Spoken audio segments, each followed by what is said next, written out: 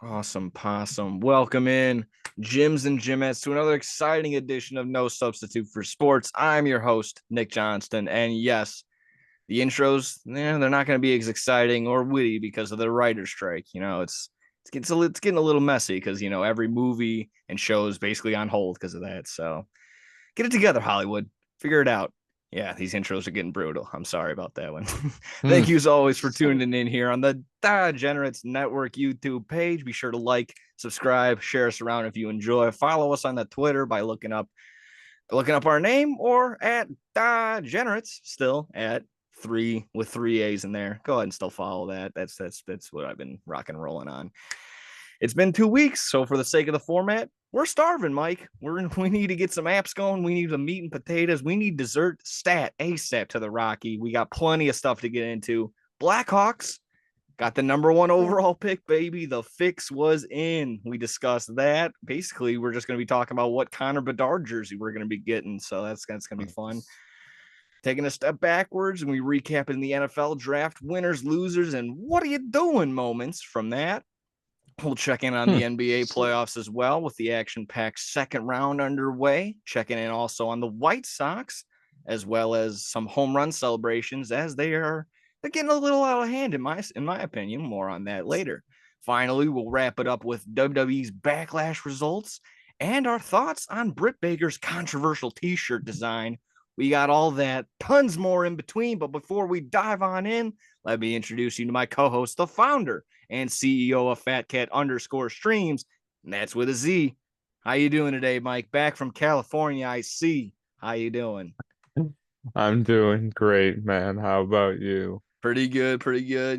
Construction season is underway over here, and it's pissing me off, to put it lightly. But we're rocking and rolling. It's not too bad. I was able to, if you see over to my left, snag one of these bad boys. If you don't know exactly what that is, you might see it in your local Target. They were lucky.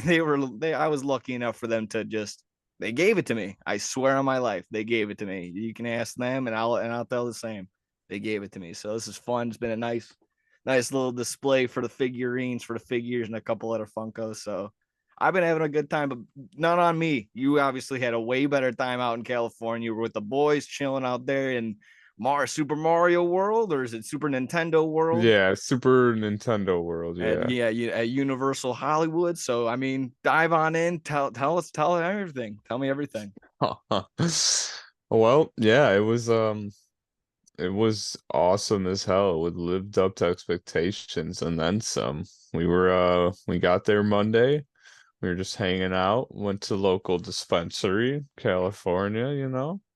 It was A a little very California nice. love, baby. There you go. Yeah, they had a bunch of trophies displayed in like the waiting room, I guess, like trophies that they won at like conventions and stuff. I was like, okay, I Hey, love. yeah. Everything's the best. You got to have a competitions. Everything's the best in something. So there you go. That's pretty cool. Yeah, so that they were cool, and we went to the comedy store on Monday. Oh, that's Oh, always that was fun. The awesome. legendary comedy store, of course. Yeah, it was so cool being there, and Adam Ray was great, and all his friends.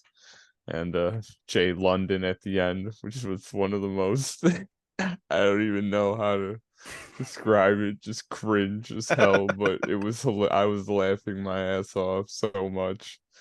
But that was awesome. And then yeah, Tuesday we were at Universal. We were there all day.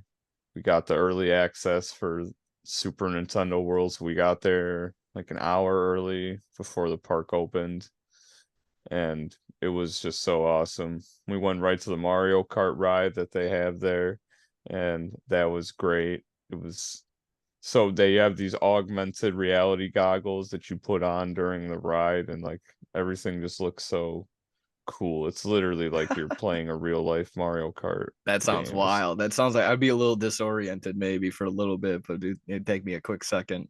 it's That sounds awesome. awesome. And there's four people in your cart. You're playing against like the other four people Oh, across. okay. And then like in order like you can drift, like if everyone in this car is drifting at the same time, then the whole thing actually moves to the right and Oh, stuff. that's sick. So It's you got just a really little cool. teamwork. You got to get a little talking going. It sounds like, or you get just four of the most professional race car drivers in your league, and you just go out there, just wreck a couple kids on their maybe their birthday or something like that. Yeah. It No, keeps track of all keeps track of all the stats and the coins that everyone gets in your cart. So, I just have to point out that I won. So I'm the king in Mario Kart. If anyone ever wants to challenge me, you're cooked. you're cooked. If it's real life video game, you've got no You heard it chance. here first. You want to challenge him? Meet him at Hollywood Universal. He'll be there whenever you lay out the challenge. No, it sounds like you had a fun time. I was checking out your story. Like I said, the food looked pretty fun. A little Mario Hmm. burger, a little Luigi burger. Yeah, we got lucky with the early access because we were able to make our reservations for that place right when we got there. Oh, that sounds And awesome. yeah, the reservations were gone, and once it was 9 o'clock and it was open to everybody, they were gone like immediately. So it's just little things like that. If anyone ever considers going and wants to go, that early access is definitely worth it. It Yeah. helped so much. We were able to get on the Mario Kart ride without waiting at all, and we had the express passes the rest of the day. So every other ride that we went on, we got on like immediately, just Yeah, because from we what you didn't have to told me, it's wait. exactly that. That's the only ride that doesn't allow you to do the flash pass, Exactly, and then yeah. everything else is free game. So yeah, you guys knocked it out of the park. You guys got everything it sounded like from what you spent from 9 a.m. till 8 p.m. It's you told me. Yeah, we were there from 8 to 7. Oh my Yeah. God. I mean, exactly that old saying, the early bird gets the worm. You guys got everything. You guys got every single worm, it sounded like. We did everything. And I didn't realize how big it was. Like, because the one in Orlando has two whole parks, so it's bigger, but the one in California was pretty big. They got the whole like area for Harry Potter, and Oh, they've that's got right. all the Jurassic World stuff and the whole Super Nintendo world, and they got the whole Simpsons area and like. Oh, they have that one in Hollywood too? Mm-hmm. Oh, I thought that was only out in Florida. Okay. No, yeah, I was surprised, yeah, how I much stuff my they had. my last time I was in Universal, it was the summer before they built that. That was like I was like, God, yeah, gosh darn it, dad Yeah, gummit. I was like what 10, 11, 12 years old at the time. So it's been a minute. So I've been down there. I think we're trying to, the gal and I are trying to figure out something to go down there, either the Florida one or maybe we might copycat you and go over to the Hollywood one. We'll see how that one hell goes. yeah. Yeah, Yeah, well, no. it's Again, it sounded definitely like you worth had it. pretty good. Yeah. Anything cool else with that? With that little bracelet? Was there anything else with that? Little mystery boxes or like see, little Easter Yeah. eggs that they said? Yeah, they had on the app, they had a specific section for the Super Nintendo world, and you're able to connect your power band to the app, and you like keep track of everything that you would do. And they had mini games that you could play around the world. There was like four of them, I think. Yeah. If you won three of them, then you got these three keys, and then you were able to go into and they like an exclusive area where you can fight Bowser Jr. and like you can only go in there if you got the three keys. So you have to wait in line for those mini games because there's lines for everything, of Oh course. yeah. No, that makes sense. But yeah, those that was so awesome. We won every mini game. We got all the stars Sick. and we fucking cooked Bowser Jr. Yeah, it was No, just like dude. a real life. It was like we were playing a real life game. Like it was Yeah. just so cool. No, that sounds absolutely cool. I mean, yeah, besides your stories and everything that you told me, just looking at stuff online, everyone's like, oh, have you checked out this, that, and the other? I don't have the tickety tockety, but, from YouTube shorts and everything else on Instagram Reels, I might as well have one too. So Hmm. it seems like everything's pretty cool. It's popping off. Might wait a little bit because, it's always so packed, but Yeah, let it cool down, let the hype go down a little bit, and then that's when I swoop in. That's when I like to swoop in and hmm. do stuff when there's That's not a why lot of we people went when we around. did because we figured it wouldn't be as busy, which it was still pretty packed. But I Yeah. bet it gets really packed in there. And I just want to say for the Mario Kart ride, you have to experience it in person for sure because Oh, I okay. I saw YouTube videos of it Didn't and do like it justice. yeah, if you see a video of it, you'll be like, what the hell is this? Because that's exactly what I thought. But when you're actually on it and there, it's so awesome what they do. Yeah, no, that's awesome. Definitely gonna try and check that out myself. Glad you guys had an awesome time. Thank you for the pin guy. That's pretty cool. I'll be sticking that on Yeah. there. Let's see. And I I know got a you're also wand from Harry oh Potter. yeah, your wand That too. was Watch awesome. out with that. I know you're gonna be practicing some spells. I saw that spell, Yeah, this there's a little whole spell spell book. book in it. I couldn't believe that. Yeah. My favorite is always from American Dad. Lavate las manos. Wash your hands in Spanish. Uh, let's see if you're good on. Yeah, we got that going. So that's always fun. Love checking in on that. Yeah, we'll consider that an appetizer, maybe. If not, we got some actual appetizers right here, ready to roll. Besides your California adventure, you also made the adventure to seeing Beau is Afraid. From my point of view, from I mean maybe 2 or 3 weeks ago now. I think just two. Uh, I'll just quickly recap what I said, and then you can go right into how you experienced it. I liked it for how weird it was. I knew it was gonna be out there. It was very much out there, and again, it was your interpretation. I felt as though it was the point of view from an anxiety ridden guy who sees everything cranked up to 11. And again, it could not have been. It could have exactly been that, but it felt like a lot was up to the audience interpretation. And sure enough, like you said, you went ahead and saw it. What was your interpretation of Beau is Afraid? Yeah, well, I went to go see this the other day. I was very interested. I didn't get a chance to see it just because, I was doing the stuff in California and whatnot. But um, That and it's been very limited screenings for Beau is Afraid as of even yeah, when it came out, it was very limited. So I mean, no fault of your own. I was very interested. Just I like Ari Aster. I love her. I love Hereditary and Midsummer. So um, I guess I was thinking about this a lot, but I feel like I should have thought about it more. I mean, it was just so interesting You can, and I mean, and then weird. in full disclosure, we can have full no spoilers are all out there because you and I have both seen this now. So again, we'll That's we'll true. full disclaimer now. Spoilers ahead for Beau is Afraid now, because I think the last time we talked about it, I kind of kept it real light. If I even mentioned anything at all, I kind of kept it to the description from IMDb anyways. So Hmm. Yeah, Joaquin I thought Phoenix. I like just movies like this because they're different. That's really Absolutely. the main thing. It's Different. you don't see something like this and you probably won't ever again. So that's what makes them unique and interesting. And then he tries to tell these, I mean, he does tell these like very intriguing stories with very deep like metaphors and like just deep details mixed with the story. And it's like one of those movies where you can't just watch it one time, or it's like a movie where you might like it and then you don't like it, or you like don't like it and then you like it at one point. But because I didn't know how when I first watched it at the theater, I was like, what the fuck was that? But it's like as I was thinking about it more, it's like, okay, I mean that was interesting, yeah, and that was cool, but it's like, what the hell was this part about? And it's like that's what makes movies great is when you get to think about it and you're just like I was just thinking about it at home, like what the fuck was that about? And like that's what's again, I'm repeating myself, but it was very interesting. Yeah, Wokan Phoenix or yeah, he was great. He's had a great performance. I describe it as it was a cinematic acid trip. It was almost a lot of people also describe it else in the lines of like it's just a fever dream. Obviously, there's dream sequences in there, but again, spoiler. Apparently, that was real, and we end up seeing his brother and a giant penis monster. So it's Mm, exactly that.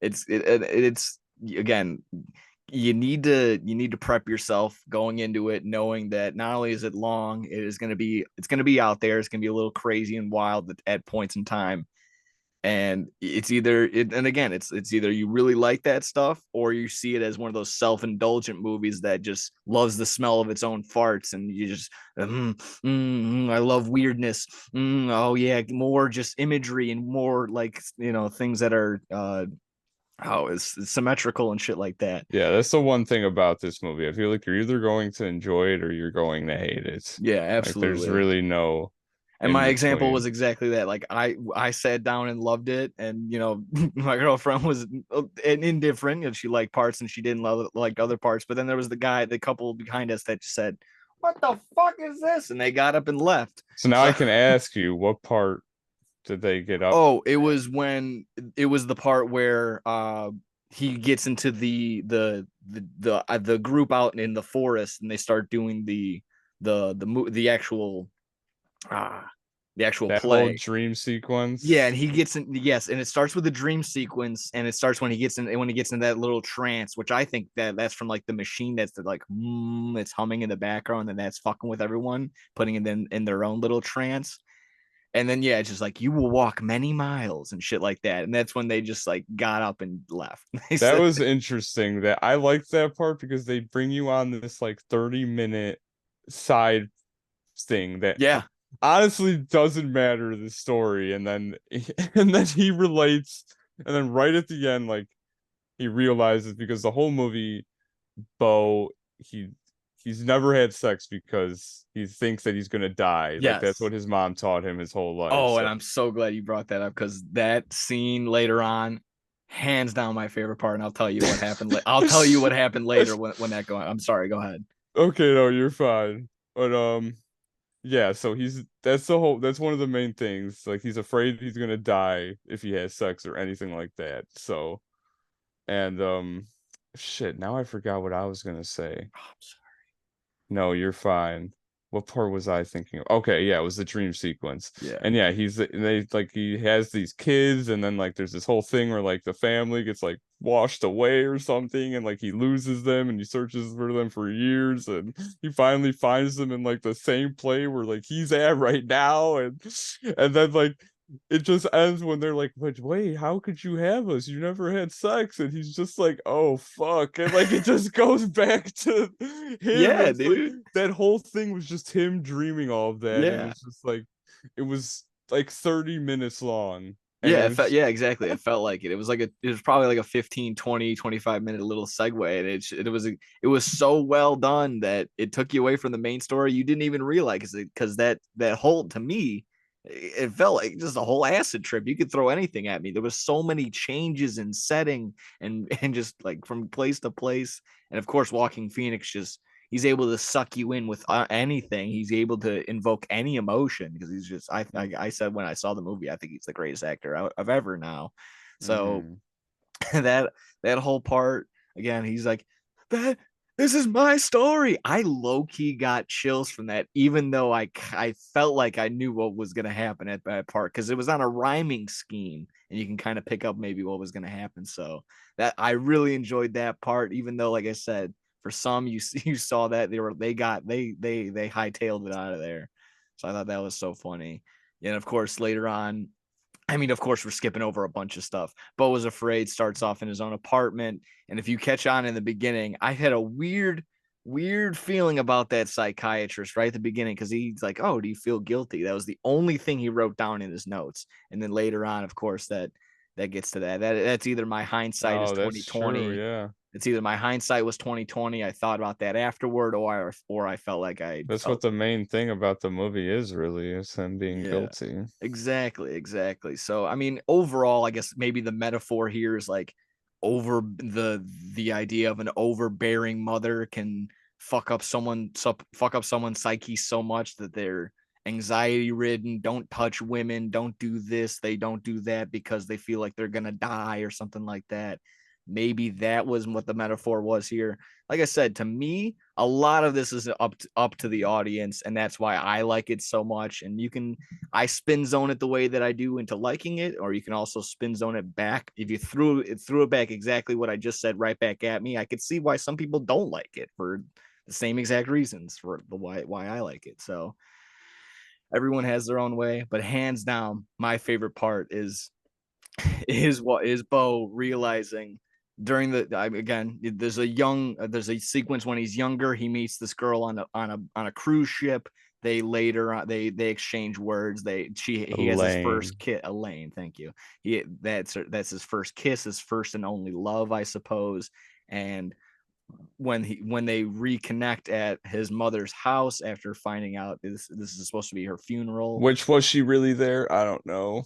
It's like, Yeah, again, I don't know. I I don't don't know. know. I have no idea. I have no idea. Because At what that happens? I'll let you last keep that going, but what last hour is happens? just up to you. I feel like it's just completely up to you. As soon as he gets from excuse me, the play in the forest part. And again, we're skipping over so much, but as soon as we get through that, he's able to get onto his mother's house finally. And sure enough, she comes in later. The Elaine comes in later. They're just exchanging words back and forth, and they finally have sex. And he's like, "Oh no, oh no!" And he comes,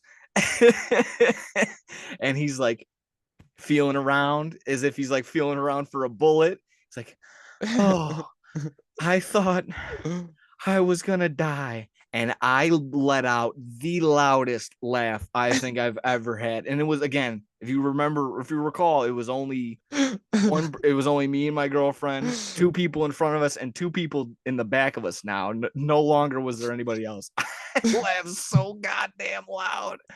Oh, because that was so funny, because he thought he was gonna die. That was the whole point. And then sure enough, Panda Elaine dead. And I'm like, oh no. Yeah, that's when I was like, what?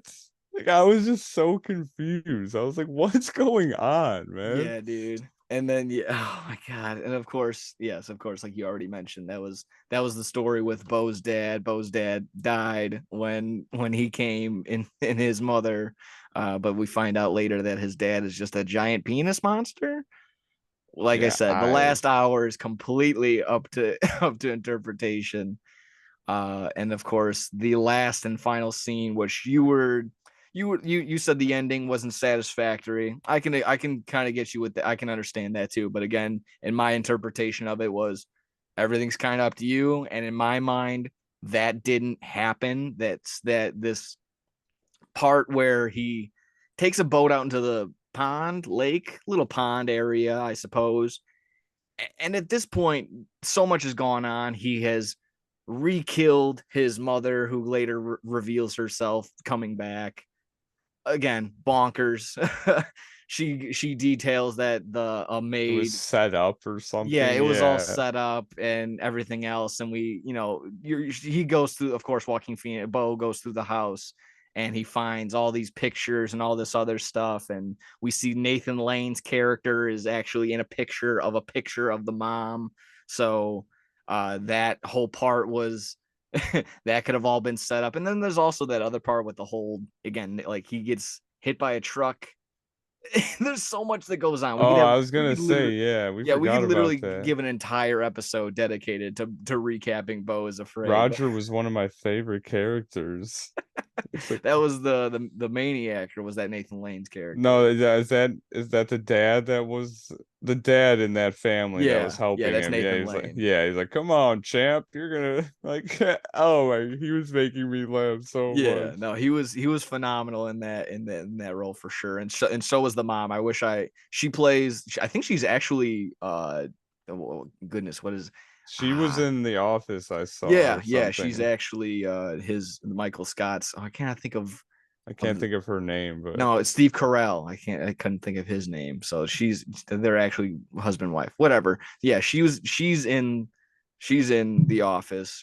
I thought she had a very nice part, because she was also crazy, but she was the only one trying to help him in some points again. So you can go ahead and back, and we're ping ponging all over the place, but it's fine. It don't matter.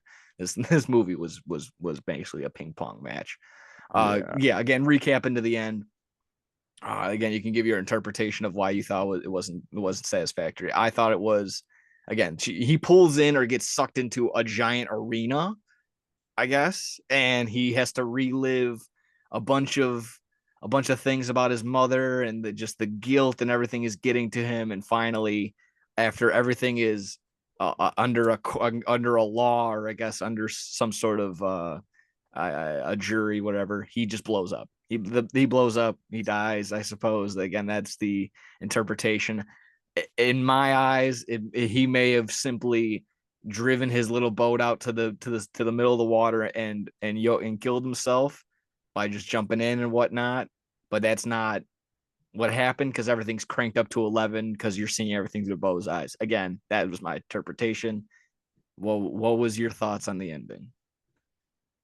Yeah, I did like that part at the end when they they had his defense lawyer in like a shitty area of the arena when Yeah, he's you can't like, hear him. yeah, he's like, but my client is they eventually just like take him and throw him off like Midsummer style off a Yeah. cliff, and he just smashes his face on the rocks. I was like, what the hell, dude? There Yeah, was some brutal stuff in the movie that's why too. you can't. I couldn't take anything for face value because everything was just cranked up. I didn't know what to expect. So I mean, And that's yeah, I mean, after you explain it, I honestly, I mean, that does make a lot of sense. it makes it, like I said, that it makes sense to justify that. But again, I can be swayed in another way. But I liked it. I Just really at the enjoyed it. time in the theater when it ended, I was like, "What the fuck was that?" And I was just sitting there. I waited the whole credits, the entire Oh yeah, thing, I mean we did too. Yeah, and yeah. I was just like, "What?" Like I was like that. I was just like, "It's over." Yeah. No, So I I think mean, we did too. I really had to pee, and I think we peed, and I even came back, and there was still nothing, and I was like, all right, cool. Again, then we left again. So, so so yeah. yeah, I mean, I do feel that he probably killed himself. That's probably how it ended. But yeah, like you said, everything is so out of the ordinary. Like everything is just crazy because, like you said, everything is through the POV of him, and he has anxiety and like all of these takes all these pills and stuff. So, um, it was all in all, it was very interesting. And yeah, I would definitely, if anyone wants to see it, yeah, go check it out. And Ari Aster films, They're killing it. I don't know Killing it. if I can, I don't know if I want to rank them yet because He's only I at don't three. know. Yeah, because it feels bad putting this one at the bottom because I just don't know how to feel about it yet. But I would so he's got this one, Hereditary and Midsummer. I yeah, as of right now, I'm going Beau is Afraid number one, Midsummer, Hereditary. wow, That's me. That's where I'm going right now. I like Midsummer a wow. lot too, but I think I like Beau is Afraid a little bit more as of right now. Maybe just recency bias, but I think that's hitting home right now. I like it a lot. And Yeah, then it thinking might about pass up Midsummer for me, but Hereditary's my number one still, I there think. you go. That's just movie that one was something different, I feel like. That Oh, I was a feel you. special horror movie. Absolutely, absolutely. Now I'm glad you brought up the pills part because that one also made me think of just again like if you think it was through the eyes of something else, but like it was just everything's cranked up. He's like, you must have your pills with water. He doesn't have any water, so he has to rush across the street and get water. And then the guy is hassling him. You don't have enough money. You're off by 30 cents. You're off by 20 cents. You're off by 50 cents. I'm gonna call the cops. Well, I have the money. He's just like freaking out, and then I think that later leads on to him having a gun pulled on him by the cops because he's like going up to the cops. Again, it's all over the place, and I think that's Yeah, why I he like puts it. a phone book in between his apartment door, and then Yeah, he like while he's buying the water, he like is and then letting yeah, like every single person on the all the chaos street. and the madness because you see people on unicycles out there and clowns and people stabbing people and people fighting and biting each other's faces off Yeah, and there's like it's someone like yeah. trying to gouge someone's eyes out, and then they show them in the in his apartment later. They're all doing the same thing they would outside. The guy's like has him against the kitchen cabinet. It's like ah. There's like some guy that's dancing on the street, and he's just doing the same thing in his apartment. Like I was like, what? So again, it's so wild. It's so wild. And some people and the other reviewers have said this is the perfect interpretation of how anxiety is, and this or that, and just other mental health issues and shit like that. So if you take it that way, that's fine. If you take it for what it's worth, that's also okay. If you don't like it, hey, everyone's got their opinion too. I completely fine. So in my mind, I always graded upon would I watch it again? I would watch Beau is Afraid again. So in that sense, I like it. I would I'm grading it an A or whatnot, giving it 2 thumbs up. Everything else. So Beau is Afraid, another Ari Aster classic. He's got a tree on him, and I hope Joaquin Phoenix gets some sort of recognition for this because he absolutely killed it. I think he absolutely murdered this role. So that was pretty good. Any other Oh final yeah. thoughts on Beau is Afraid? Because we also got another quick little movie review. We were checking out some cinema stuff.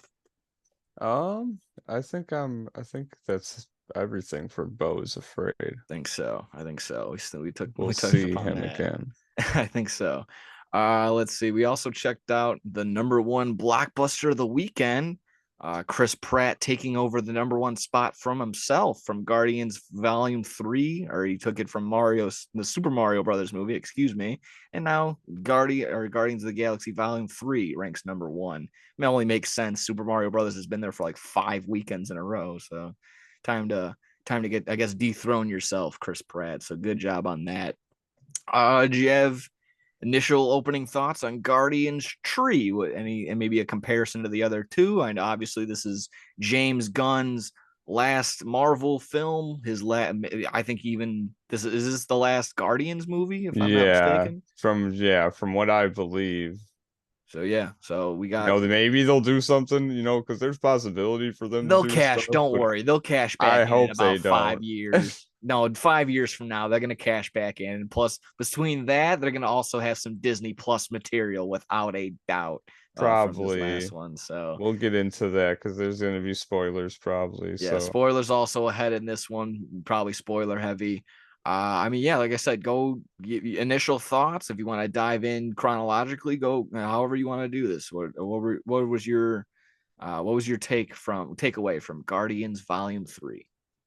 um, yeah, I thought this was a great conclusion to the trilogy of the Guardians. I feel like everyone had their own little thing at the end to just like wrap up the story and whatnot. And all everything, so all in all, I thought it was awesome. Like Did all you the feel like action. that? Did you feel like that part was rushed, where everyone kind of got their own like send off, or was that just nice and natural? Anyways, did you?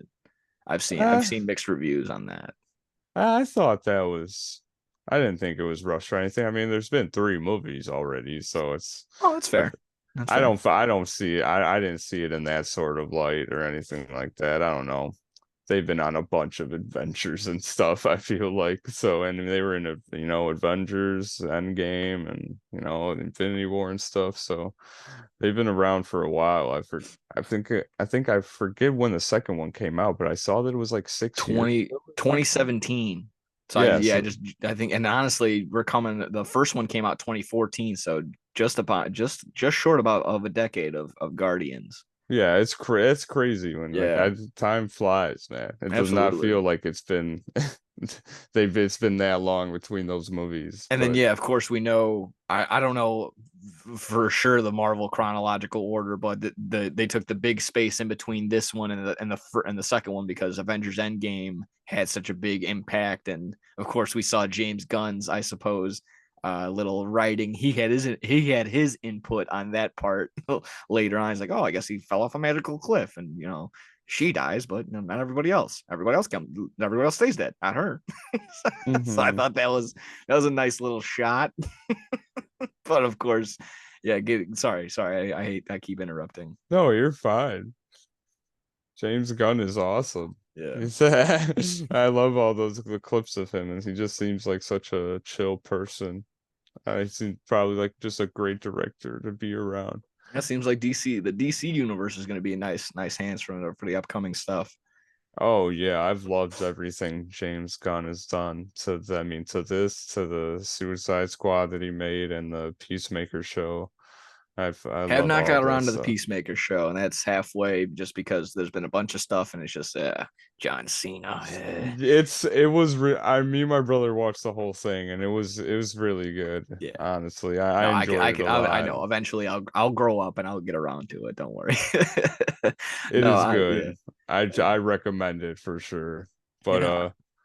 yeah, this movie was awesome. I liked everything with the characters and the fighting, and the main villain was great. Oh I don't yeah, the the High high. Evolutionary, but I don't know how Yes. to pronounce his name, so I No, don't want to that's exactly. I think butcher it. that's what he's been going. That's the only name I've been seeing for him as of now, and stuff like that. I think I was saying this. I was saying this as soon as we got out of the theater. Hands down, probably one of the best performances in that film, and I could agree with what a lot of people are saying online. Maybe even the best villain that Marvel's had, just ever. Maybe ever. Just the way that he was just so diabolical, mean. He was treating animals Whoa, whoa, whoa, awfully. whoa, whoa. I can't know. It's forget like I said, about it's an argument. Thanos I know. I already, said man. there's an arguments to be made, but there's def. I mean, he was literally create. He's literally creating uh groups and all these people, and then it's like imperfection, genocide button, restart. I Yeah, don't. that is pretty fucked up. I don't know. That's how I kind of saw it. So I know. Again, we're kind of jumping ahead, but you He already saw just the keeps spoilers. You know this. trying to get the next like upgrade, and then once he upgrades them, it's just like, oh, this species is obsolete. You're Yeah. cooked. That one line is still sticking with me. Again, we're kind of jumping ahead. He goes, there is no God. That's why I stepped in. Like, oh, bro, fuck, god damn. Like Hmm. that was intense. It's exactly. So just shit like that is why I kind of thought, was like, not only with killing the performance, you could argue pretty solid villain all around. Yeah, I mean, if yeah, I would just got like to say the comment on it overall. I liked it just as if this is like the last go of it, last little bow, everyone gets their last little piece. This was pretty good. And the final fight sequence of, the one shot CGI take of it, I thought that was absolutely cool. And if that's the last Guardians, a whole group of Guardians final fight scene, that's pretty cool. That's a satisfactory ending in my book. I also liked other things like in the ending. We kind of get the little tease of, oh, are they going to get Gamora back with Peter? And they kind of have a small understanding because you see, again, Chris Pratt also kills his performance. Trying to revive a raccoon and he's just giving it his all, and you see the spit in his mouth. Yeah, no, rock it down. I thought that was like a chilling, a little bit like, whoa, okay, goddamn. Chris Pratt put his effort into this one for sure too. Uh, but yeah, at that point in time, you kind of see like Gamora's like, oh, he really cares, and that teases like, oh, are they gonna get back together? And they don't, and then I like that too. So put the halt on that. She's gonna be off with the Ravengers, the space pirates, whatever. That's fine. Yeah, that's people might be pissed off with Gamora's ending, but That's I feel like fine. it I was mean, fine. I felt like that. Yeah, in my eyes, that's not. I'm not going to lose any sleep over it. The Gamora character was hit or miss. If they again, it kind of like how I guess James Gunn interpreted. They kind of threw him a monkey wrench with this situation, anyways, and he did what he could with it. Again, I think it went okay. He Uh, did. James Gunn did talk about it. I saw the other day him and Chris Pratt were talking about it. He said that he originally had Gamora dying in the second one. oh, okay. He said that he said she was gonna sacrifice herself the way Yandu did, but he said it just didn't feel right.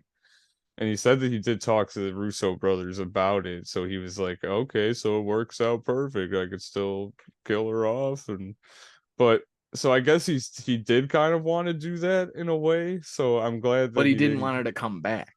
I don't Yeah, think that was the that's thing. probably true. Yeah. Yeah, I guess that was the whole thing, and yeah, I mean that's fine. So Gamora off into the sunset as a Ravenger for the rest of time. Sure. I mean, there's a bunch of throwaway characters in that little section.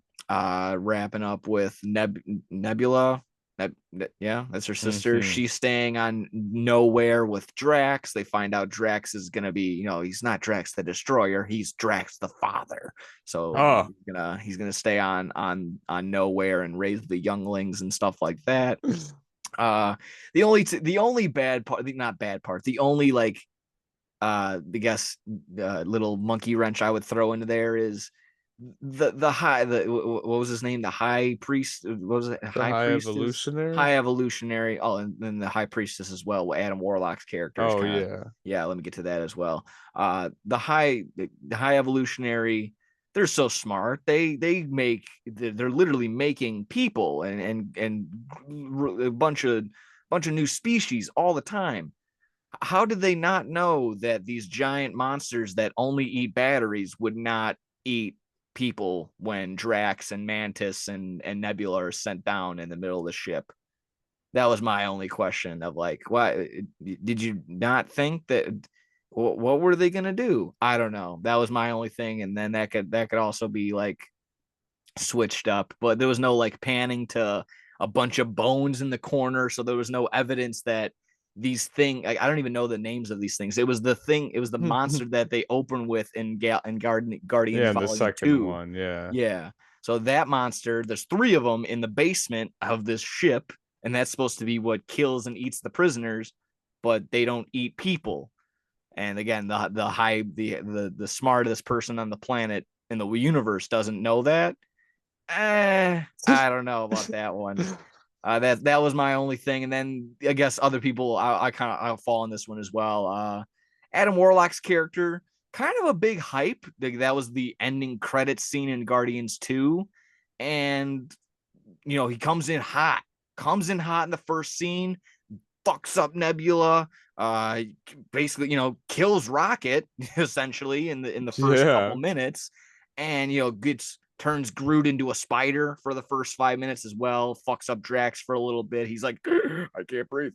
And everyone else is in shambles. And then he kind of just falls off and later joins the Avengers. So you can't.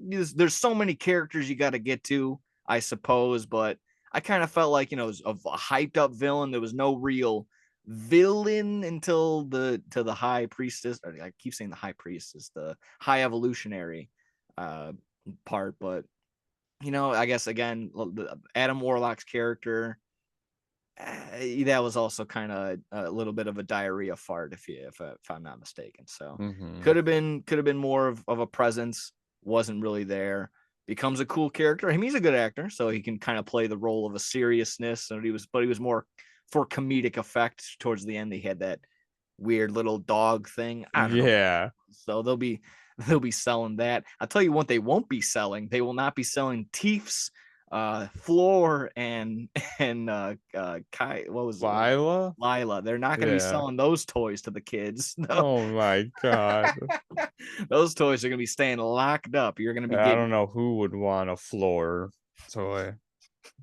Yeah, I'm that sorry. was creepy. That was dark. I Seeing love animals. Yeah, that that did make me sad for Yeah, sure. it was for sure. Yeah, it was definitely upsetting. Just this the visuals.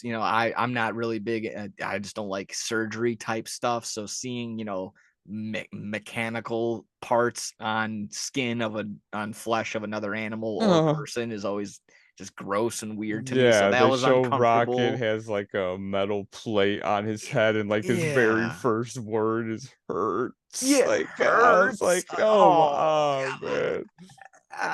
Oh, yeah. that they did. He did a great job with that whole You didn't. backstory. Yeah, you making me just realize that his first words are hurts. Oh, that.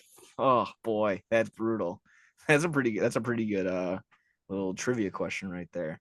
Oh Yeah, boy. that's fucked up. Yeah, absolutely. So I mean that was, I guess for some it could also be, it was a little long-winded because everyone knows that's those characters aren't going to be going to be along for long. So kind of holding that one a little bit longer than they may have should have, but it is what it is. It made for enough dramatic effect, and it made you absolutely hate the the high evolutionary even more. He fucks up his face, and towards the end, of course, you're like, all right, he's got the skin peeling off. And he peels out what's really behind the mask, like a Scooby-Doo episode, and pulls it back and shows That up was as brutal as fuck. yeah. You got some what the fuck moments in a Marvel movie for the first time in a while. So it was, between an actual swear. So I mean that was funny, like landing on the Animal Planet, and then uh yeah, getting the face visual. That was pretty gnarly. And then overall, just the idea of animals being locked up in cages, tested upon, and also kids being in cages, probably tested upon as well. So I mean but all of it kind of ends in a happy ending with the kids being freed and all the animals being freed, Pee Wee Herman style. So that was pretty cool. Yeah. Uh, Overall, other people are like, "Where's this Cosmo character coming from?" And I thought it was just she was kind of just a background character, number one, but I guess I got to catch up and watch the Guardians Christmas The episode. holiday special. Yeah, I Yeah. mean, between that being somewhat informational with them now being stationed on nowhere, that's where that's established, and Cosmo being this established character now. So Yeah, I'll and they get around to it. revealed that Star-Lord is like, and Mantis are Oh yeah, brother and that's right. sister in that Yeah, too. they kind of they rehashed that in at least in like the Yeah. first 15 minutes of the movie, but it kind of really amounts to nothing. But But it's still, yeah, it doesn't mean anything yeah, no, but really. it's kind of just like a, oh well, Gamora's gone. He's in his sadness. I guess Mantis is going to be off limits. Otherwise, that's going to be intergalactic Just inbreeding. had to clarify Yeah, that. They we're had gonna to stay. She's gonna clarify stay away that. from Mantis. Nebula's still on the table, but we're gonna stay away from Mantis. So that's kind of what I got from that interpretation overall. And then yes, the final ending, like you said, they meet. They acknowledge where everyone's going. Nebula staying, Drax is staying, Mantis and her three monsters are going on a Disney Plus adventure, in my opinion. And Peter Quill is going home to Earth. He's gonna go check up on his grandpa. Who's gonna be the Guardians? Still Rocket. Rocket as the leader now. Groot probably being his number two, obviously, and then Yeah, it was I always get the other side characters. The it guy was that Kraglin who Kraglin. he's got the mohawk now, and yeah, Adam Warlock is now in the Yes, Guardians, and then some was a child that child they and saved, Cosmo. Yeah, and I don't think they ever get Cosmo. around to saying the child's name. If they do, I completely missed it. I think that's basically it. Groot just keeps getting bigger and bigger. That's cool. Uh, so that's the new face of the Guardians. And like I said, they end with Peter Quill or Star-Lord will return. Yeah, pretty surprising. I Eh, thought that they were yeah. done with everything, and then they said the legendary Star-Lord will return. Hey, I mean, I don't know what that entails. I can only predict like everybody else does. I think it'll just be adventures of him at the house, like, oh, Star Lord takes his dad to or grandpa to the hospital for a checkup. Star Lord does the dishes. There's more Avengers movies on the way, so I'm sure he'll be involved in they already some have two other ones set capacity. up. Yeah, the guy from Quantumania is now the big villain, if I'm not mistaken. If is that Yeah, but people he got, with all the stuff going on, people Oh, are that's saying that, right. He got into some yeah, his trouble. agency dropped him. That's not good. So people are saying that they Is he going should to get try to recasted, or is it just going to be? Are they going to they're have to saying drop the that they whole should idea? recast him with the guy from this movie. They're saying that they should try to make a way to say Yeah, he's a Kang variant and yeah. and just have him do it because of how good he was. With enough CGI or makeup, you can make him look like a different person. You can change him up enough to just make him look different. Yeah. I mean, that's a perfect idea. You can let him be a entirely new character. Who cares? As long as it's all there. I mean, Because it's that's like the the sticky audience, I feel situation. like we all understand what's going on and what That'll be happens. something, Like, yeah, for the sake of just brushing it under the rug and giving us what we want, the audience will definitely just ignore it. They'll be like, yeah, who yeah, cares? like no one will be like, who the fuck's this guy? Yeah, Like, no, it's like, do you live under a rock, my dude? Like, yeah, it'll be the decision. Do you want no Avengers ever, or do you just want to ignore the change? I think they'll ignore the casting change and just take their Avengers whenever it takes. so So yeah.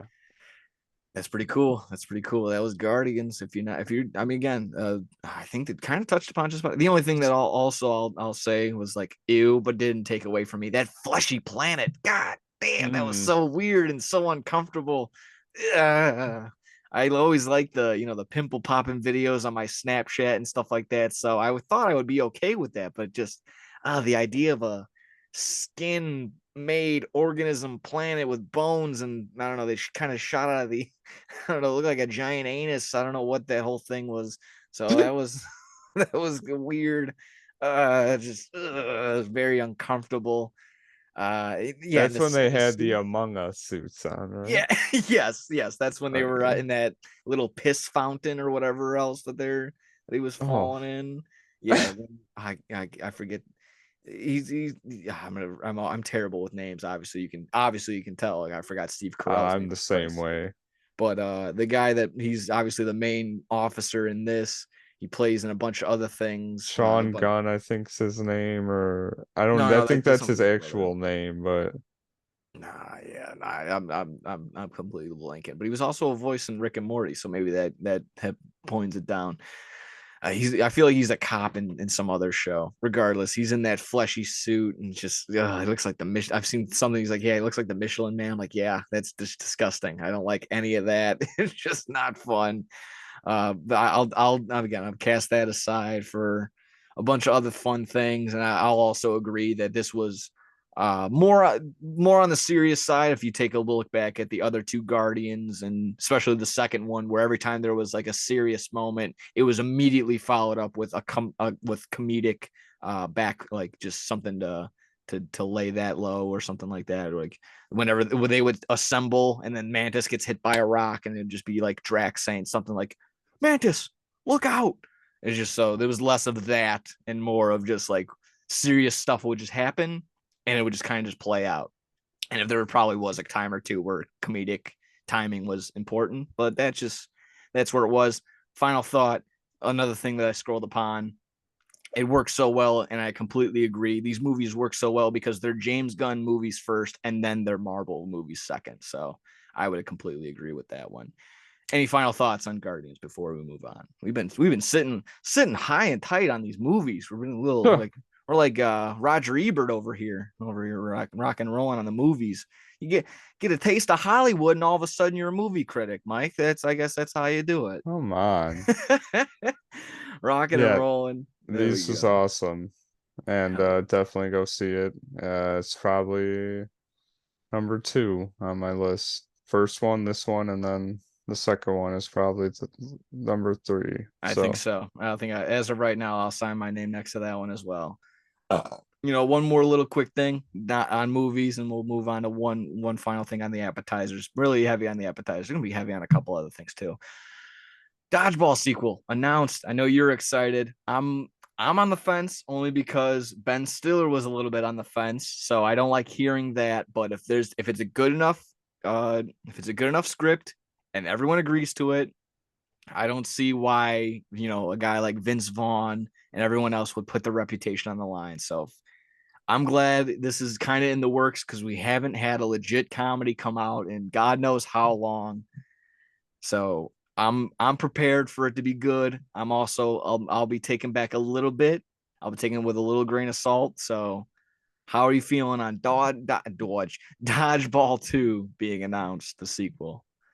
I was very excited about that. It's one of my favorite comedies. I've seen that movie a bunch of times, so when I saw that they were in the talking about it, just like Vince Vaughn just throwing the idea around, there were reports of that. Just like Vince Vaughn has been talking about doing a sequel.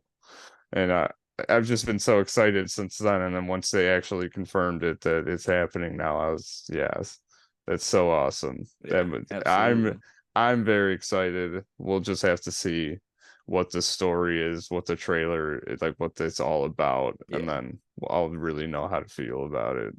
Absolutely. I think like I said, I just as soon as I heard like everyone wasn't on board necessarily, that wasn't per se the thing, but as soon as I heard like Ben Stiller was only going to agree upon it unless the script was A1, then I think it might looks like we're on the right track. So hopefully everyone agrees, hopefully everyone's on board for it, and I hope like you just said, hopefully the storyline isn't too ridiculous and takes me out of it just so I can enjoy a mindless probably 90 100 minute comedy that is actually going to make me laugh. So And Yeah, it's like I just gonna wonder be what they're gonna do. Like, yeah. what's the, like? Are they gonna have to play dodgeball? I assume they're play dodgeball again, but Yeah, I they'll don't know. somehow make their way back into the tournament. I would think someone.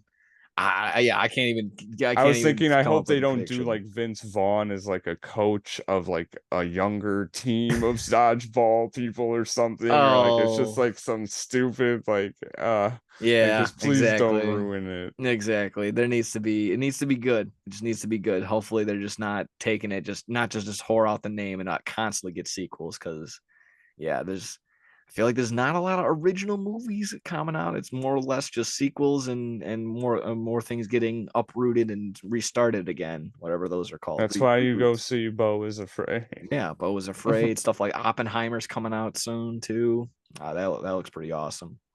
Uh Oh, that'll be sick. yeah. If you're good on that, we got one last quick thing. I'll just wrap this one up and we'll get into the sports finally. This happened last week, unfortunately, but I just had to touch upon it still. Jerry Springer passed away at the age of 79. Hmm. Just thought it was important to bring up still, just because he was important to me, maybe important to some of you also. If you stayed home sick and you were able to catch some Jerry Springer and you get caught like, what the hell is this? So you're probably your first interaction with, I guess, trash individuals and trash things, but overall it was midday awesomeness. It was like no other.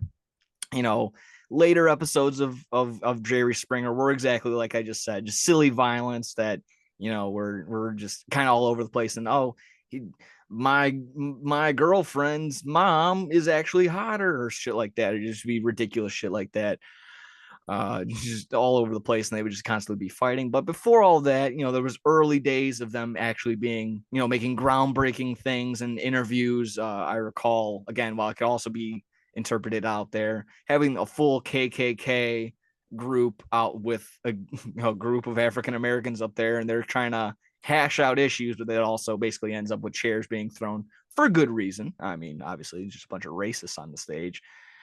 So and there's that. Just a ton of things. He's talked to murderers and shit like that, and I think he's had like a school shooting thing. But again, back in the day when it was Columbine and other shit like that. So Wow. all this he's at besides the trash that we all in usually associate Jerry Springer with. There's also been some cool stuff. And again, while it always is a little wacky, a little out there, he ultimately does bring it. He reels it back into an ultimately a positive message overall, and he ends up with the thing that I've been ending with shows: take care of yourself and each other. And I think that's exactly what it is to me through all the chaos that you just witnessed. Titties flying, wigs getting thrown, punches being thrown. Even after all that, there's still some positivity that he was able to take away from the situation, and therefore probably you could in that situation as well, whether you were involved in it or not. So that's what he meant to me, and kind of what that show meant to me. Just why, I don't know. Again, you can interpret it all different ways. You're like, oh, you're just a trash kid that likes trash.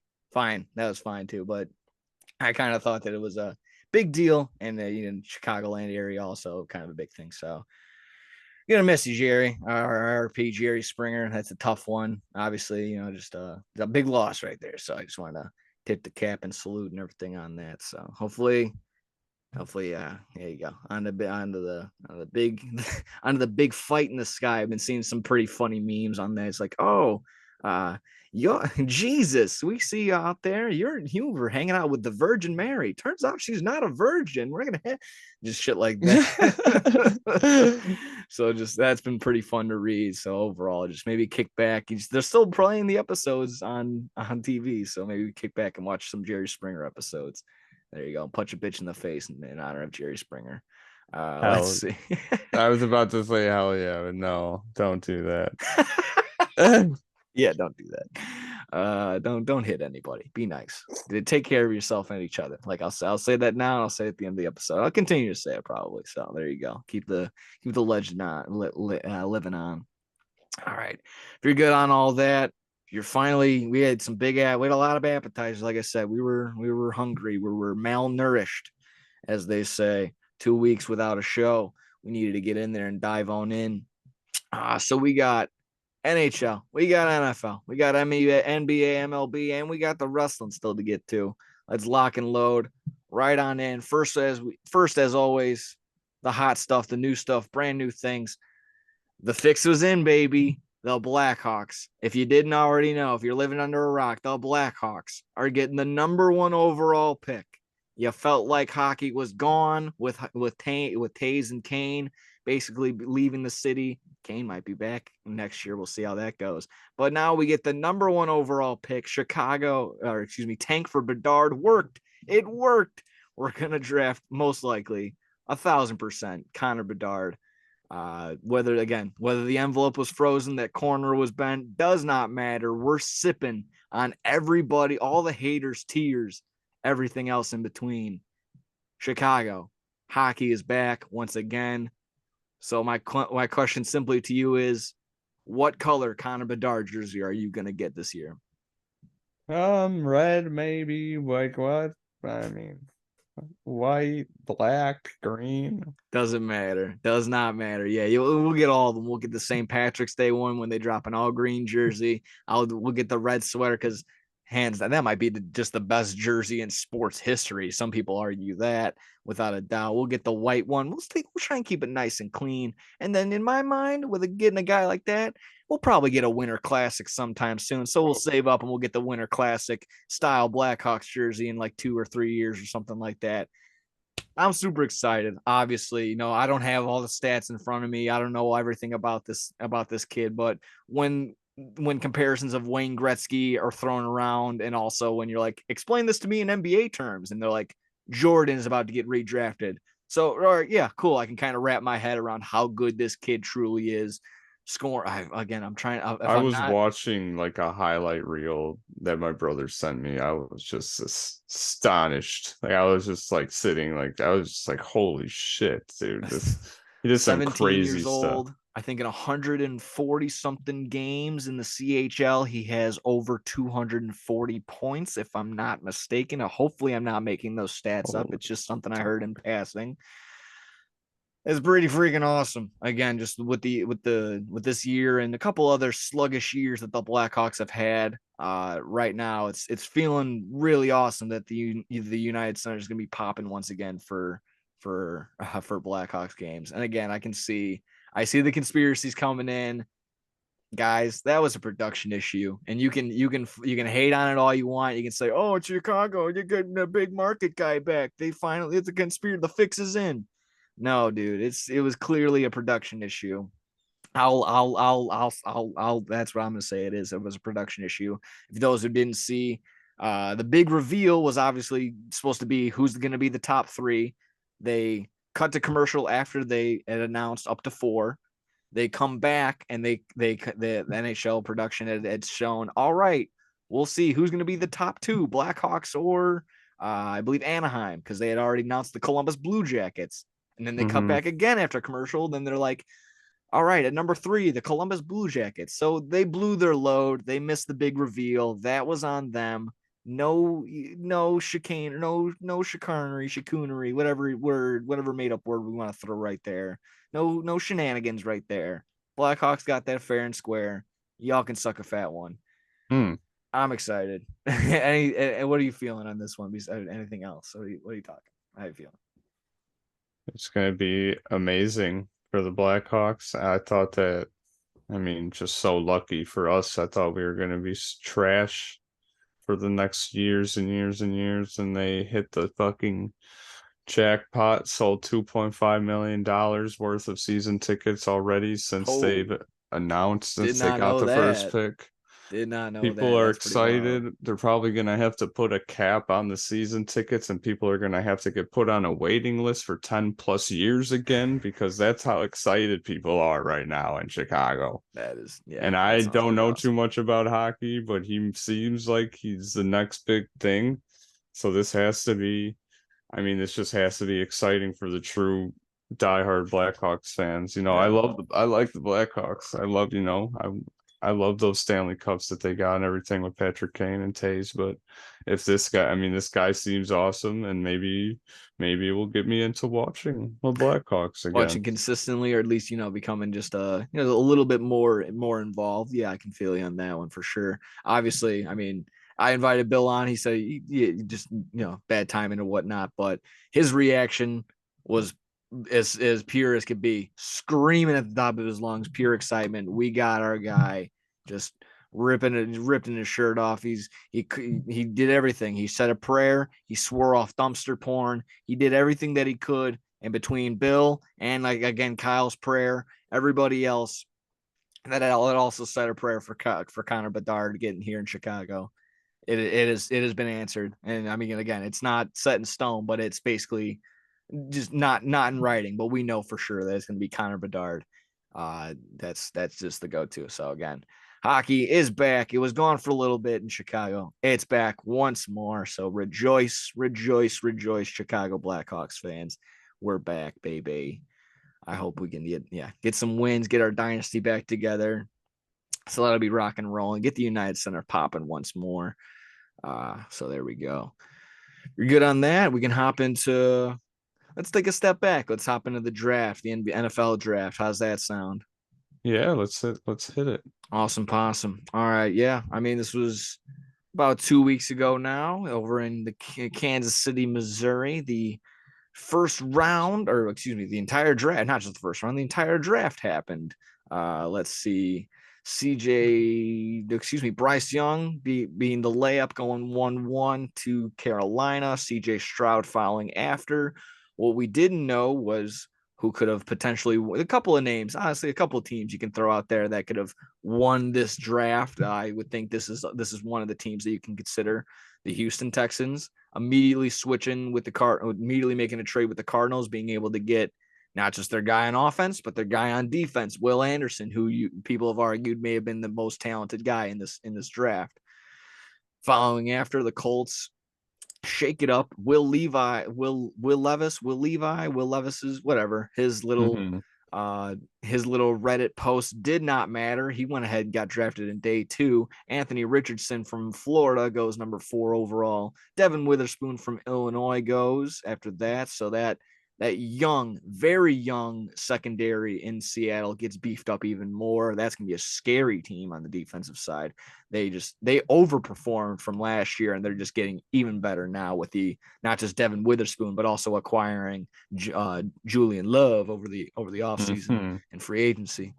Paris Johnson Jr. could have been argued as the number 1 over offensive tackle. He goes to the Cardinals after they swap with the Texans.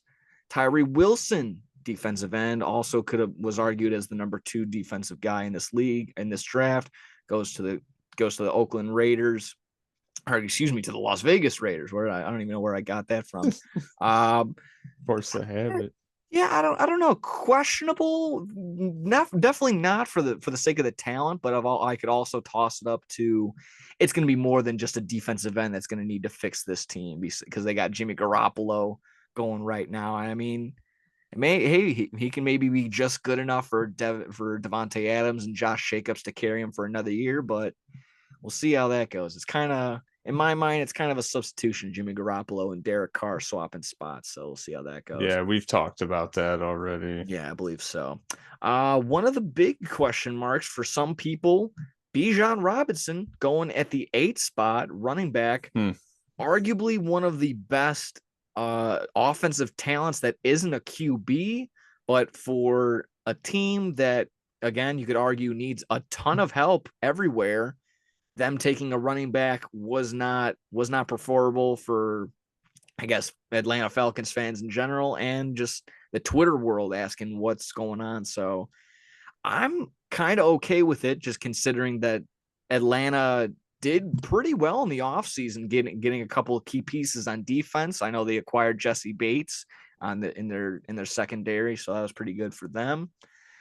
So it's not like they needed to jump and get someone on the defensive side necessarily, but Bijan Robinson going there.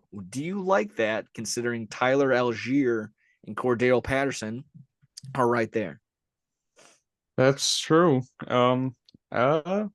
I feel like Bijan Robinson is better than Algier, so for sure. I don't and know. The only argument there is Tyler Algier had 1,000-yard season, but a lot of people have 1,000-yard seasons because between that, they ran the ball down their throat. Whatever the Atlanta's game plan is, run the ball, and when for whatever reason, even if they're up or they're down, they're going to run the ball.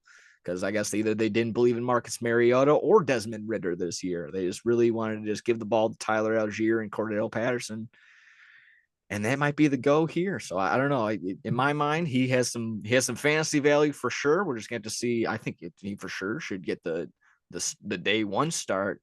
But I guess, yeah, I mean, I'm glad I'm just not an Atlanta Falcons fan. I don't need to deal with that headache, but I could also just be fine with taking most likely one of the most talented offensive guys in the draft. So again, Yeah, I'd be happy with that. yeah, so that's why again, I didn't understand the initial like, what are you doing, Falcons? When a lot of people were reacting online and in our group chats, I was like, what do you mean? They took most likely the best guy that wasn't a QB on the offensive side. You can maybe argue a wide receiver, like Quentin Johnston, but but but I would also say Bijan Mustard, Bijan Robinson right here was pretty good at 8-8. Little early, maybe we'll see.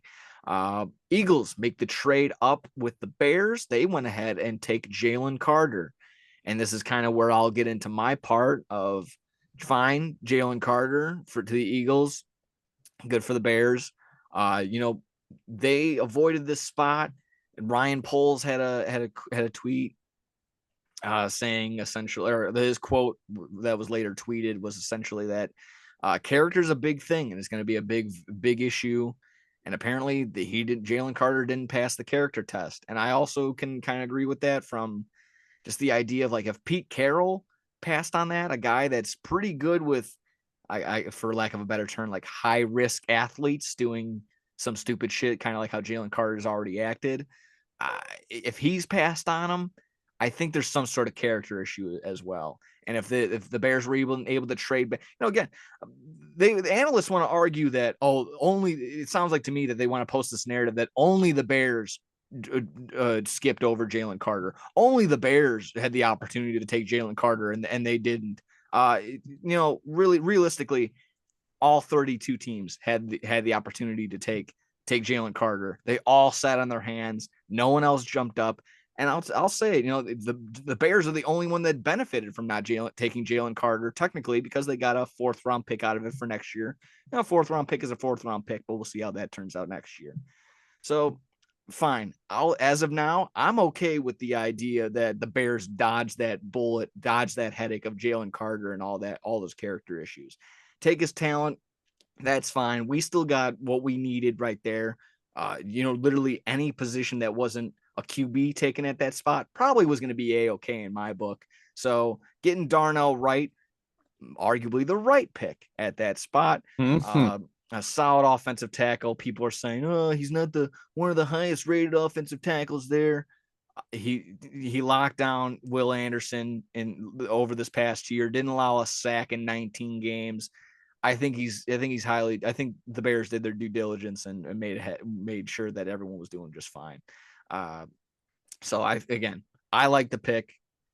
Everything right there. Like I said, did not like this all the analysis and Mel Kiper pushing this idea that is only the Bears passed on Jalen Carter. No. Don't do that. No. Everyone passed on Jalen Carter except for the Eagles. So there you go. That's the narrative, not the Bears passed on him. So that would be my only quarrel as of right now. But as of like what the Bears did, love it. Tennessee, Darnell Wright, he was already asking for pizza recommendations. Go to Giordano's. Everyone's gonna say Lou Malnati's. No. You go to Giordano's. That's the place. And Peter Paul's Skronz made sure that Wright was ready to work when they brought him in. My brother was telling me that they had him like take a test like earlier, like in the day, and then they had him work out for like 4 hours, and then they had him come back in and take the same test again to see if he remembered the same schemes and plays that they were doing. And then like the video when Pauls called him on the draft day and like he was like quizzing him like on the phone like about stuff like during the draft, like Pauls seems like he takes this very seriously and they're not playing around. They want people in the locker room and on the field that wanted it just as much as them. So, I mean, the Bears fans should be happy about that because And people are gonna hear stuff like that and then be like, "That's crazy talk." People, how are you gonna be in a working environment like that? There is always a method to the madness. I'm not gonna sit here and say I understand it, but if they're doing that, they're doing that for a reason. It's his first general manager job, so nothing's stuck just yet. So hopefully it works. And so far, between the offseason moves and everything that he did in the draft, I'd maybe recap what the Bears did in their time. But honestly, I can't think of a move that they didn't or shouldn't have made. They got everything that kind of Bears need depth at just about every position. So I mean, they went ahead. Obviously, Darnell Wright in the first round, taking a defensive tackle in the second round, following that in the third, fourth round, taking another defensive, or excuse me, a defensive back in the second round, a defensive lineman in the third, fourth round, a following up with a running running back. back, a wide Yeah. receiver. That's okay. And then we've wrap it up with another defensive back. So again, filling up holes, and that's exactly what we need. Another defensive lineman in the seventh round. So just filling up gaps and filling up parts and positions that we need. So I like it. No quarrels so far, no problems with what the Bears have been up to, what Ryan Poles has been up to. So let's let this work out. And like I said, hopefully the Jalen Carter dodging situation. I'm not referring to the Cards situation, but I'm just referring to them dodging them in the draft. I think that hopefully that works out for the Bears. Like I said, looking at the rest of the draft, Skoronski follows. Jeremiah Gibbs, which was all. I guess this was more of the questionable decision up until they made the trade. Was what are the Lions doing? They draft the second overall running back in this draft, and they still have DeAndre Swift, and they just signed David Montgomery, and I think they may have had another guy lingering around, probably that we met during Hard Knocks and whatnot. But yeah, like it was exactly that. Like, what are the Lions doing? And then of course, day two, they followed up with just handing over DeAndre Swift to the Eagles for essentially nothing. So, NFL, hello, NFL, what are you doing? Just giving the Eagles a free ride back to the Super Bowl. But hey, that's just me. We'll Yeah, touch if he upon that stays later. healthy, and I mean, their Eagles' offense is going to be just the one thing that I always said that they were missing is the running back, and they literally got that with Swift. So Yeah, if they all play I great, like Swift better than Miles Sanders. So I mean, yeah, yeah. So yeah, it's exactly like you just said. If Swift stays healthy, I think he's a very, very. He's going to be dynamite. He's going to be all over the place, catching and rushing the and ball. on that team, it's a situation where it's like when a team has an offensive line like that, you can realistically put anybody Oh on yeah, that team, and they'll me run. me and Bill used to talk like if we just had us two back there, we could probably get 4 or 5 yards every single time, and like it'd just be like that. I'm as unathletic as all fuck right now. Yeah, So so then when you upgrade to a better running back and you still got the same O line basically, yeah, and it's just like they're just gonna be better. And their defense, they lost some people, but they got some really that's young true. people in the draft on defense. That So is very true. They went ahead and basically they're the Philadelphia Bulldogs right now. They went ahead and yeah. drafted everyone from drafted and then traded for other Bulldogs besides DeAndre Swift. They made another name, but I forgot off the top of my head. So very active. The Eagles do like to make fleece moves around this time, and sure enough, they did. So I thought getting DeAndre Swift around this time was pretty good. Rounding out that point, the number 13 overall, Lucas Van Ness of Iowa, defensive end to the Green Bay Packers. What were your thoughts on that one? I was looking for my Packer jersey. It's not here, but Oh, gee whiz. uh Oh, um shucks. Man, next time. Don't worry. I oh actually No. Oh, no, actually. There you go. wait a second. Whoa, wait a minute. You can't have that Packer stuff touching that Blackhawks stuff. Wait a That's second. I'm gross. incognito. No, but I was upset. I have to be honest, I was upset Oh, at wow. first Okay. because I wanted the wide receiver, Yeah, you but were telling me that. Yeah. yeah, I wanted the Jackson Smith guy. But as they show highlights of him and stuff, and yeah, you think about it, more and more. So I am happy with it because they ended up getting a lot of receivers in the drafts later on. They So did, yeah. I wasn't too upset. They got some young tight ends too. We're going to lose Mercedes Lewis and Robert Tunyon. So those two young tight ends will essentially be put right into the rotation. And they Yeah. both were, I think they were both like 1 and 2 tight ends. I was seeing like they were projected like really top as some of the best tight ends. So, that's good. But yeah, I've seen high tight ends being projected before that are complete shit. So we'll That's see true. how that Yeah. turns out. Yeah. Um, the Lucas Van Ness, he seems like he's good. I saw that he didn't start a whole lot, but he did play in a lot of different positions on defense when he was playing, which is, that's good. And he It's good to have seems some like, versatility. Yeah. yeah, he seems like a Luke. I don't know. He seems like a Luke Kuechly type of player. Like, I'm obviously not Luke Kuechly, but he's like has that sort of build. Like he seems Okay. That's pretty fair. jacked and he plays that same similar position. So it just, it always just see how it turns out. Hopefully, we got Rashawn Gary a couple of years ago. He has turned into like an absolute beast. Like when I see pictures of him now, he looks like a monster. So I mean, they've done good with some defensive players they've drafted. So, yeah, it should be good. And as if he helps, then I'm cool with it. That's always, if he's getting sacks and he's helping on defense, then it's a good pick to me.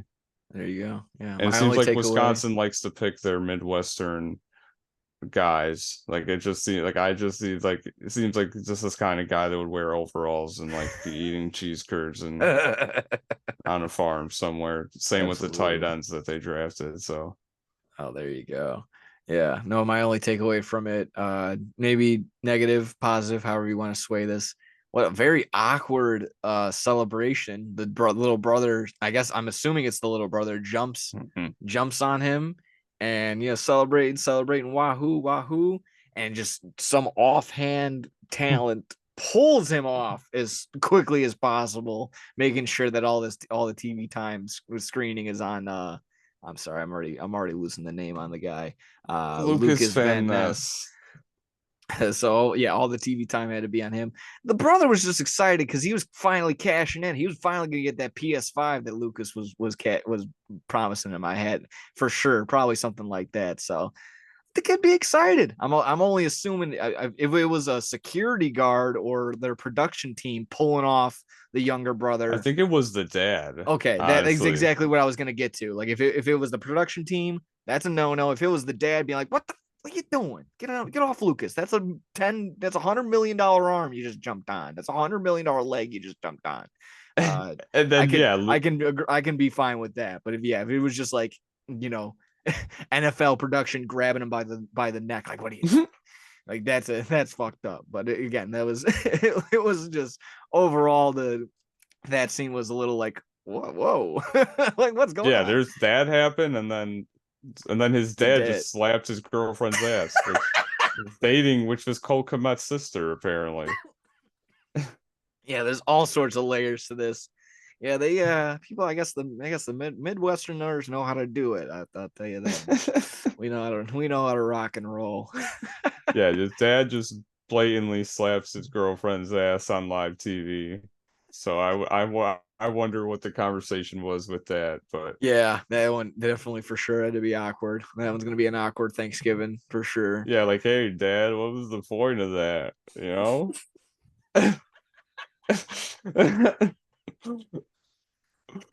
I got the hands on the field. You got the hands off the field, I suppose, Dad. All right, there you go. Let's see. I'm just quickly rounding out the first round, just looking at the rest of the names. Nothing jumping out too crazy, at least, me being not so wrapped up in college ball. They're on the 20th pick. This is where I can also argue that's not only Seattle getting their guy early on the defensive side, getting Jackson Smith and Jigba from Ohio State, wide receiver, who could have, again, arguably the best wide receiver in this draft. He goes to Seattle at 20, and that started a stretch of 4 straight wide receivers being taken. Following that, the Chargers take Quentin Johnston, Zay Flowers to the Ravens, and then Jordan Addison to the Vikings.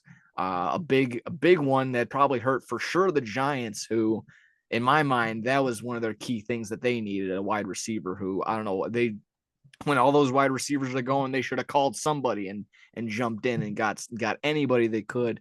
They settled for a cornerback again, seeing that they just lost Julian Love. That kind of makes sense right there. Let me see. Also rounding out the last couple picks, Dalton Kincaid. Hopefully that's how I pronounced it correctly, from Utah. Tight end going to the Buffalo Bills. I mean, essentially at any point, if you're a receiver and Josh Allen's throwing to you, you're most likely going to get utilized. And didn't they just lose one of their tight end, if I'm not mistaken, or I'm probably thinking of somebody else. Which team again? Did they lose Dawson Knox, or did they re-sign Dawson Knox? Yeah, I think they re-signed him. Okay, all right. And if not, then either way, that still seems like a pretty good piece to add. Either way, maybe he'll just sit there and block for the running back that they just don't have just yet. Mazzie Smith, defensive tackle, the Cowboys. Anton Harrison, offensive tackle. Miles Murphy, Brian Breesy, Nolan Smith, and then Felix. And I'm not even going to try on that last one. Defensive end going to the Kansas City Chiefs. Yeah, Nolan Smith, that was the one thing. Just watching the draft live, a bunch of people were saying that I guess he was one of the better defensive players. And so he just kept falling, and they just and like everyone's like, of course that he falls to the Eagles, and he was a bull. I think he was Georgia also. So I can double check really quick. Yes, Nolan Smith, another Georgia Bulldog, outside linebacker going to. Honestly, the Eagles defense might be like very good. No, I mean the pre-season rankings already have them at 1-2 between the Chiefs, the Eagles. Man, this is gonna be tough. Probably the San Francisco 49ers up there. Some are arguing probably. Oh man, probably is it the Cowboys or the Bengals? Excuse me, the Bengals and then the Bills. So that would be the 5. Chiefs, Eagles.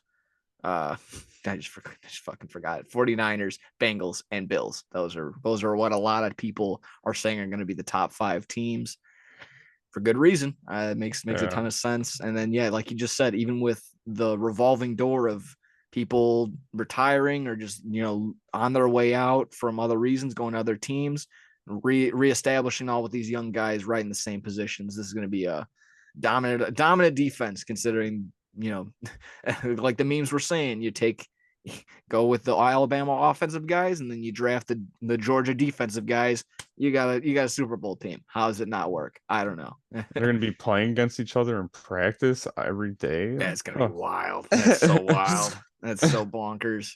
I mean, it's that the camaraderie you had these guys for the past couple of years, and while it could maybe can get right on your nerves, like damn, I can't get rid of these guys, or it's like, hey, I got my boys here, we're gonna figure it out. We already got some chemistry. We're gonna be good to go. This is gonna be awesome. Yeah, that's what I think about. Yeah, it's like they already know how. Oh yeah, like, I feel like they know how they play and know things like that. So they're just now it's like now the real work begins. Absolutely. Now that they're in the NFL, and they're I would hope exactly that. Even if not rooting for the Eagles or any sense, but if I hope that's exactly their mindset, being like, you know what, we're finally here. Let's go get a Super Bowl. And we just got a national title. Let's go get a Super Bowl, baby. Mm-hmm. So that's so awesome. Like just that idea, that feeling. Yeah, it's just think about like just friends. Like exactly. if we eventually at the end of the day, 250 jobs were created today. That's what you want to see. You want to see the unemployment rate plummet. That's what we got out of this. So you got friends being joined up, you got jobs being created,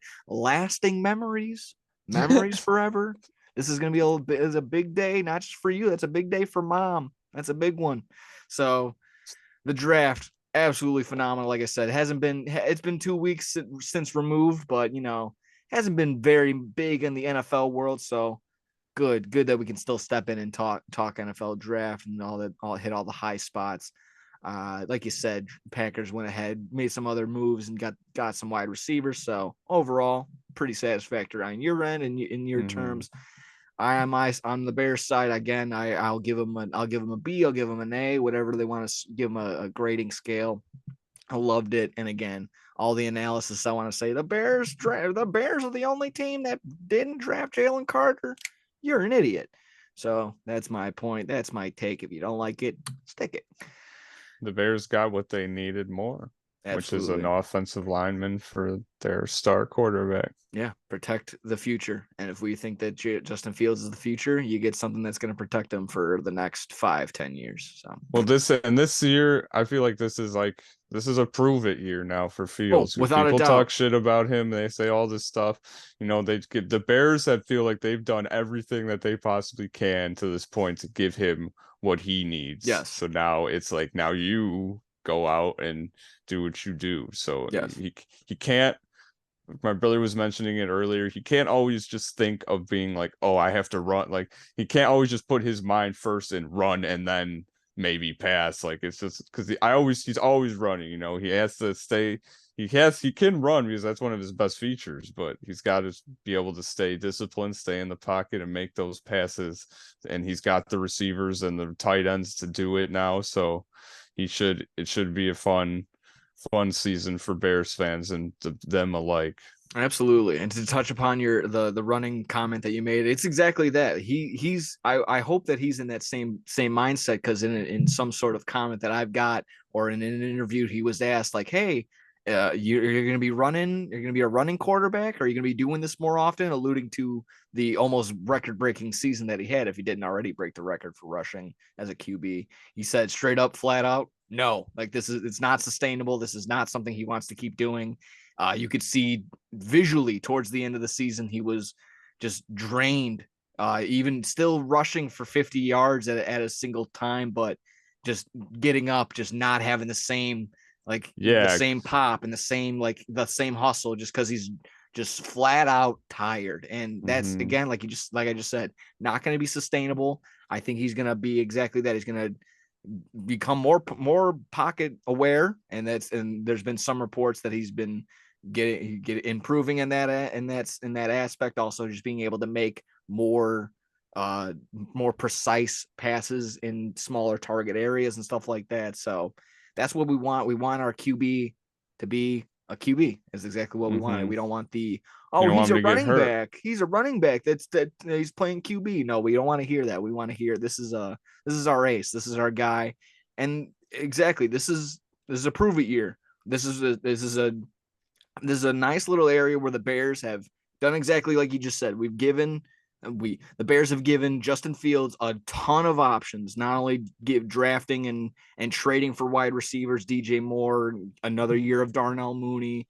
We're going to get another year of Cole Kmet, and now adding Robert Tonyan, who's not going to help block, but hate on him if you want to as a Bears fan. He was doing some pretty good moves on the Packers, getting tons of wide open touchdowns. So that's Now been good. Claypool should be like fully integrated into the offense. They traded for him midseason last year, but now, they've had the whole off season. He should be better Yeah. fit in there. So And the yeah. Bears are in a perfect spot where if Justin Fields turns into the guy that they want, they can give him the rookie option and then sign him big time for whatever, or that's it. And we focus on drafting another quarterback next year, while that's going to suck ass on paper, but we're still building enough around us that a new quarterback can kind of slide in and become something. I'm not saying I want that. I want Justin Fields to be our guy for many reasons. I like his personality and just the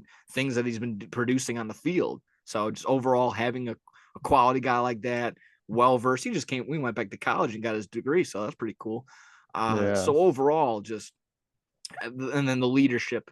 He seems like he's the guy. He seems like he's taking control of that locker room in some sort of aspect. Mm-hmm. So They I like it all texted the around. 5th round wide receiver they got. I saw right it was like, let's get to work, my man. Like Exactly. Shit like that. I mean, it was the same thing like that with not from DJ Moore. He texted him like, let's get to work. And then I guess the same report. He's texting the wide receiver that was taken in the 5th round. Let's get to work. I love that. That's exactly the strides you want to hear from a leader on your squad. I So don't know if Smoking Jay is doing that. Smoking Jay Cutler? No, I don't think so. Yeah, a lot of issues. We can always have a backtrack on that one for sure. But yeah, if you're good on the NFL in general as of right now, the draft, any final comments? Forever hold your peace right now on that one. We can always get back to that next week. Yeah, I'm all good on Awesome, that. awesome. All right, let's dive in really quick on some NBA. I'm going to conclude round one concluded. I can kind of we don't have to go through every single little matchup, but for sure I kind of wanted to touch upon Bucks and Miami for sure. We can kind of quickly go through Cleveland and the Knicks. Didn't think it was going to be as quick as it was, but Cavaliers showed that they didn't have enough depth. Knicks went ahead and take the series, and right now it's looking like pending one more game, Miami's probably going to take that series and go on to their like third Eastern Conference Finals in the last 5 years or something like that. Pretty crazy that the Miami Heat have been so consistent. Eric Spoelstra for sure should be considered for some sort of high Hall of Fame. Without a doubt, I think he should be a first ballot Hall of Famer in terms of coaching. Yeah, I think the 70 thing we already, 76ers had already swept by the time we got to them 2 weeks ago. Boston had, I think we were recording and we were like, yeah, they're gonna go ahead and finish up the series. They lost and took it to a game 6, but they went ahead and finished off the Atlanta Hawks. So that was basically that there. Let me see. I'm also looking just in your background. The Lakers take care of Grizzlies, basically no problem. Brooks was reported that he's probably most likely not going to be back with the Grizzlies. It was a toss up. I've heard that there was just that this guy that sent out this report just wanted it for views, like, oh, the Grizzlies said there's no way, no shape or form they'll be back, and there's other reports like it wasn't so dramatic as he was reporting. So we'll see how that goes. He's either going to be a Shanghai Shark or back on the Memphis Grizzlies. Sacramento, they did their absolute darndest taking Golden State to Game 7, but the Golden State Warriors showing that they're all their time in this playoffs is coming to fruition. So that pissed me off. Yeah, it hurts a little bit. I know you had them to win the series at like plus 200, so that sucks. Phoenix went ahead and took care of the Clippers. I've forgotten how many games, but that's been okay. They went ahead and also tied the series with Denver, who I think took over Minnesota relatively quickly in 5 games. So that's been about that. That's been a fun little series back and forth. They're tied 2-2, Phoenix and Denver, and then Golden State right now behind 3-1. 3-1. Yeah. Lakers taking a 3-1 lead. I mean, that last game, if you saw Game 4.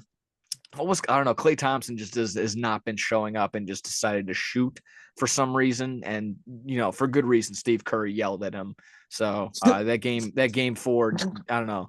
He wasn't being himself. He was terrible shooting, and he's like, yeah, I'm not going to give it to Curry, who's on fire, who's been on fire all series these past couple games.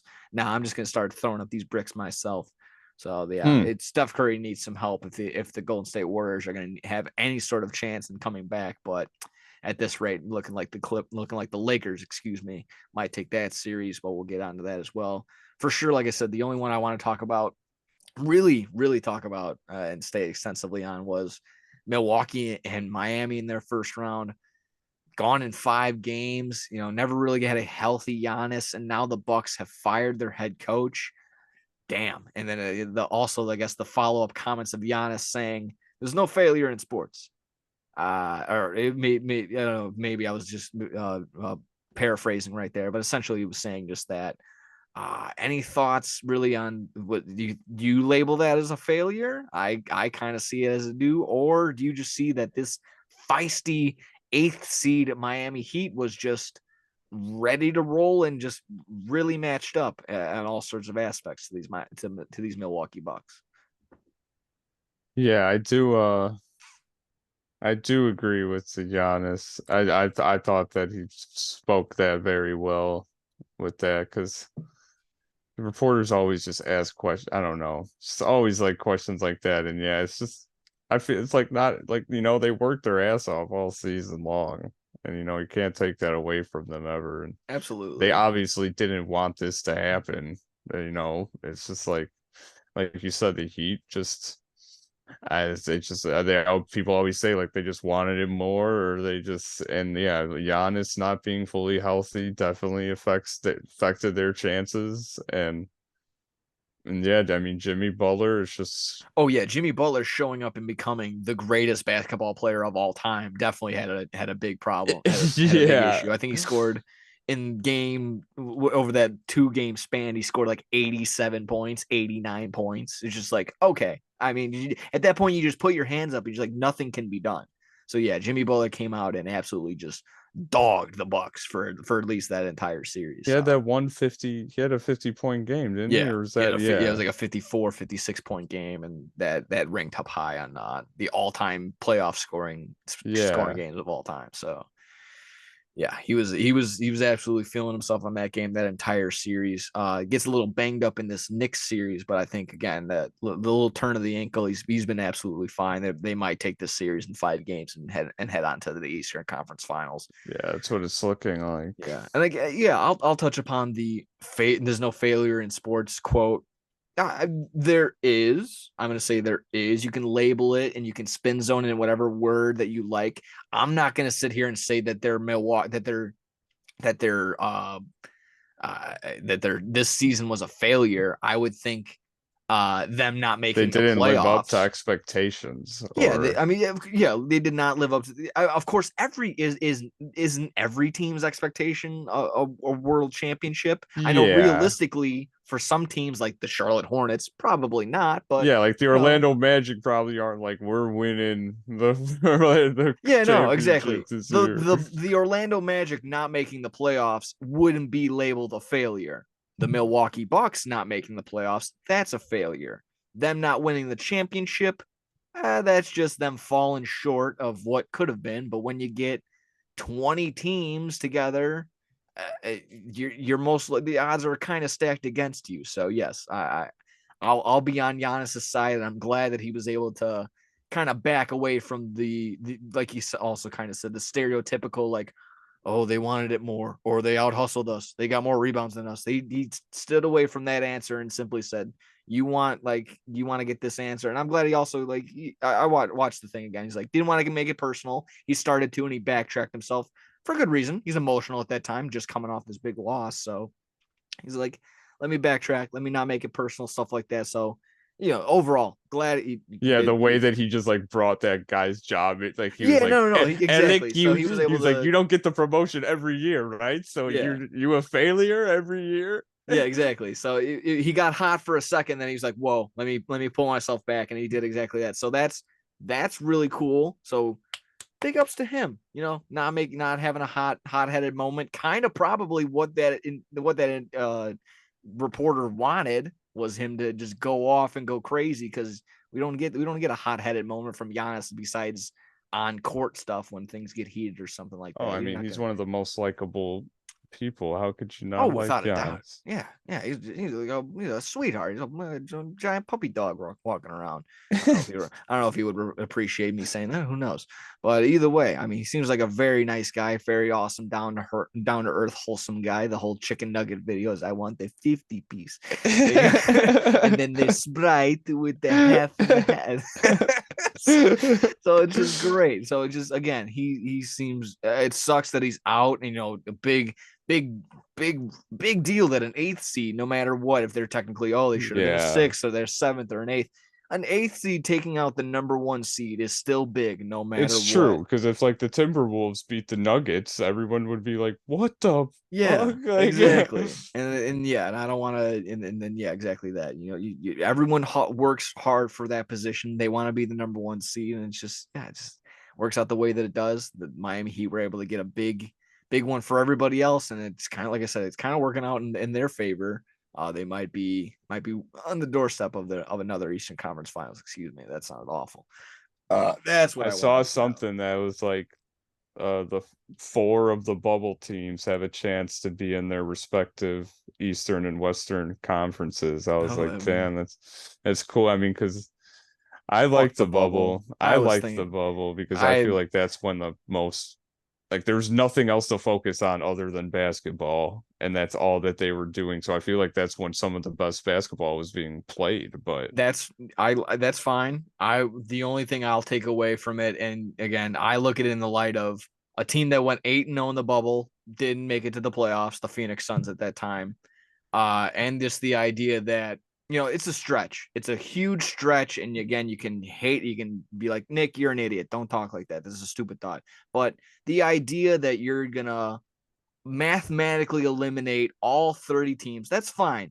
For the sake of it's a pandemic, and at the time we didn't know that that the virus was translating as it was. So that's fine. But when you get down to the nitty gritty of it, you need that travel, that natural travel. You need them to go from place to place and play every single team, because anything can happen at any sort of time due to travel, not from them just sitting all in the same little Disney resort. So I will never acknowledge that Disney Mickey Mouse ring ever. In my mind, LeBron has 3 rings still, and AD doesn't have any. And I'll say the same thing with the Dodgers.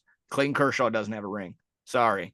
He'll still get into the Hall of Fame because technically he has one, but in my mind, he doesn't have one. So that is my takeaway. Fine. The games, for sure, that was probably one of the most competitive playoffs in a while. Maybe just because all eyes were on it for exactly that reason.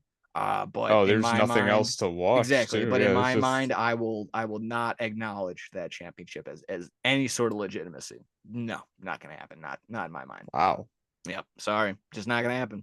Shitty take, sure, but that's me. I'm chock full of them. Let's see. Let's see. I think we kind of did a nice little recap on round 1. Kind of did a nice little touch upon round 2. Like I said, Denver and Phoenix tied 2-2 at the moment. As our games being played as of right now, we can kind of give a live update as we're recording. I think maybe some, as of right now, probably a game should have concluded. Of course, I click on the wrong tab. And yeah, the 76ers took the lead in the series. They are up 3-2 over the Boston Celtics. And right now, the Denver Nuggets have a 10-11 point lead going into the second quarter. They are looking to take game 5 as they are currently in Denver for that game. Boston was -8 today. Wow. James, I can check the box score really quick, but James Harden and Joel Embiid are absolutely killing it. And I guess Tyrese Maxey wanted to help out today. He had 30 points. Joel Embiid in playoff games 33. like this, when there's teams this good, you got to take those spreads when they're that high. Like the +8 was, if I was gambling today, I would have fucking took that for sure. Yeah, I've seen something too where, again, I might be misphrasing it. Hopefully you stick with me on there. Essentially, the stat has been, if you think a team is going to win, just straight up take the money line. Like I again, I don't know what the exact phrasing was, but more or less, just however these spreads are, you're more than likely, if you think they're going to cover the spread, just take them to win outright if they're an underdog. But if you think they're gonna win, they're probably gonna cover the spread. So that's how it's kind of been. Hopefully that made some sort of sense. It does, because they're probably like +300 today or something. Exactly. So yeah, you wouldn't want to take the +8 -110 or -115 depending on your app. You would go with the +300, like you said, the +270 or whatever it would be, being that they're +8. So, but if on the flip side you think, oh, Boston, they're gonna win, just take the spread. Don't take a -375 or whatever it is on their money line. And they lost by like fucking, what was it? They lost by like 15, it like looks 12 like. points. Yeah. So 76ers covered the spread. They were -8. I mean, yeah, they went outright, so they got it. I mean, to no fault of Jason Tatum, he puts up 36. I'm looking at the scores right now. Oh, a big 0 El Zelcho from Al Horford. He is just god awful. And yeah, everybody else, they're trying. But this bench just, I don't know what it was. Boston was leading the league in threes and everything else, or the 3-point percentage, and it's not really showing up. MVP Joel Embiid definitely is showing up. That seems to be the takeaway. So between that, they also, like I said, Denver currently having the lead in the Suns, looking to take the lead in that series, currently tied 2-2. I'm gonna be rooting for the Suns still, but again, I'm just kind of anti the Lakers at this point, no matter what. I can't believe they've made it this far, and they're probably gonna make it to the Eastern or the Western Conference Finals. So yeah, at this rate, if nobody wants to show up for Golden State and it's just going to be Curry, then yeah, wrap it up. Wrap it up with a bow. It's going to be the Lakers in 5. But if someone else wants to help in the slightest for Steph, If Clay wants to actually make a couple threes, and if Jordan Poole wants to not be mad at Draymond Green for that punch in the face. At this point, I was all for it. I was anti Draymond Green, but you know what? You're in the finals or you're in the playoffs and you kind of backs up against the wall. You got to forget about petty shit. Forget you got punched and then remember it in the offseason. Forget about that shit. You got to focus on winning now. And they're just not doing it. So in my mind, I mean, like when you just Curry said, had a triple double last night and they still lost, so it's like he did everything. I mean, he was obviously, like you just said, getting 10 plus rebounds. He's just dishing out. I think he had like 15 plus assists, making these nice dishes out, and just nobody. I mean, how he got 15 assists on a team that nobody wanted to really help out, that's beyond me. But that's kind of crazy. So they're trying, they're doing their darndest, but looking like the Lakers might be getting to the Western Conference Finals with either I'm hoping the Phoenix Suns, Lakers. but Denver might be getting the nod just because they got that argument for Jokic. That's for him being the best player. It's just just carrying these lineups on his back to number one seeds in Western Conference Finals. You can make an argument that he's one of the best players out there, and for good reason. So I don't know if Denver is going to have enough to take down anyone that they face after that, but I said that about Phoenix, and sure enough, they're rocking and rolling, taking advantage of it right now. But yeah, we'll see how that goes. Yeah, we're also looking at Miami most likely going into the Eastern Conference Finals, and as of now, like you just said, 76ers getting the nod, getting the notch up on the Celtics. So that seems to be about it. I can't believe the Lakers. I just said, if you told me the Lakers were going to be in the fucking Western Conference Finals this year earlier in the season, I would have told you were crazy. Yeah, I mean, they were so bad. Last month of the season, they were the 12-11 seed. They played the best basketball in that month to somehow get into the play-in game. Anthony Davis has been towards the last month of the season playing MVP caliber basketball. You could argue that he could have been the MVP if he played like that all season, but just a small sample size. You can't just give it to him right there. But yeah, just carried the team on his back when LeBron was somewhat not so healthy. Now he's getting healthier and healthier, and he's still just rocking and rolling. If you want to hate on him for that, but he's still as healthy as he's. Everyone's got their grievances with LeBron, but again, it's just like Tom Brady. Like you can't deny fucking how good he is. Yeah, you can either acknowledge it or you can just be a little kid about it. I don't know. That's kind of how I see it too. If you're good on NBA, we can quickly get into some MLB and then wrap it up with a little bit of wrestling. I think we'll rock and roll with that. How's that sound? Yeah. All right, coolio. Just for the sake of time, I won't bore anyone to death with how bad the White Sox are. Yeah, we know they're bad. They had their 10-game losing streak. They flipped it around, got a couple more wins than that. That's cool. We thought we were gonna get the celebratory, like, oh, the Sox are back. Sure enough, they lose to the Royals. They get postponed today as we're recording, but yeah, losing to the Royals, not cool, not good. Just back and forth, this flow of, is this ever changing? I don't know. It's just absolute hell being a White Sox fan. The only thing I can tell you for sure is these home run celebrations, they're interesting. They're weird in some parts. They're fun to others. See, that one's okay. That example right there. They're in the cart getting pushed, and that was one of the first ones, one of the first inaugural like home run celebrations. And now the White Sox are dressing up like the Crow for some reason and getting their trench coat out, and it was Scarecrow White Sox. Okay. Elvis Andrews said he can't wait to put on the jacket. He did. He was able to hit one. Oh man, I think in Toronto or something like that. Oh, he did. Okay. Yeah. Excuse me. Yeah, in Cincinnati, he hit one. He hit a 3-run home run. Yeah, so he was able to rock the hat.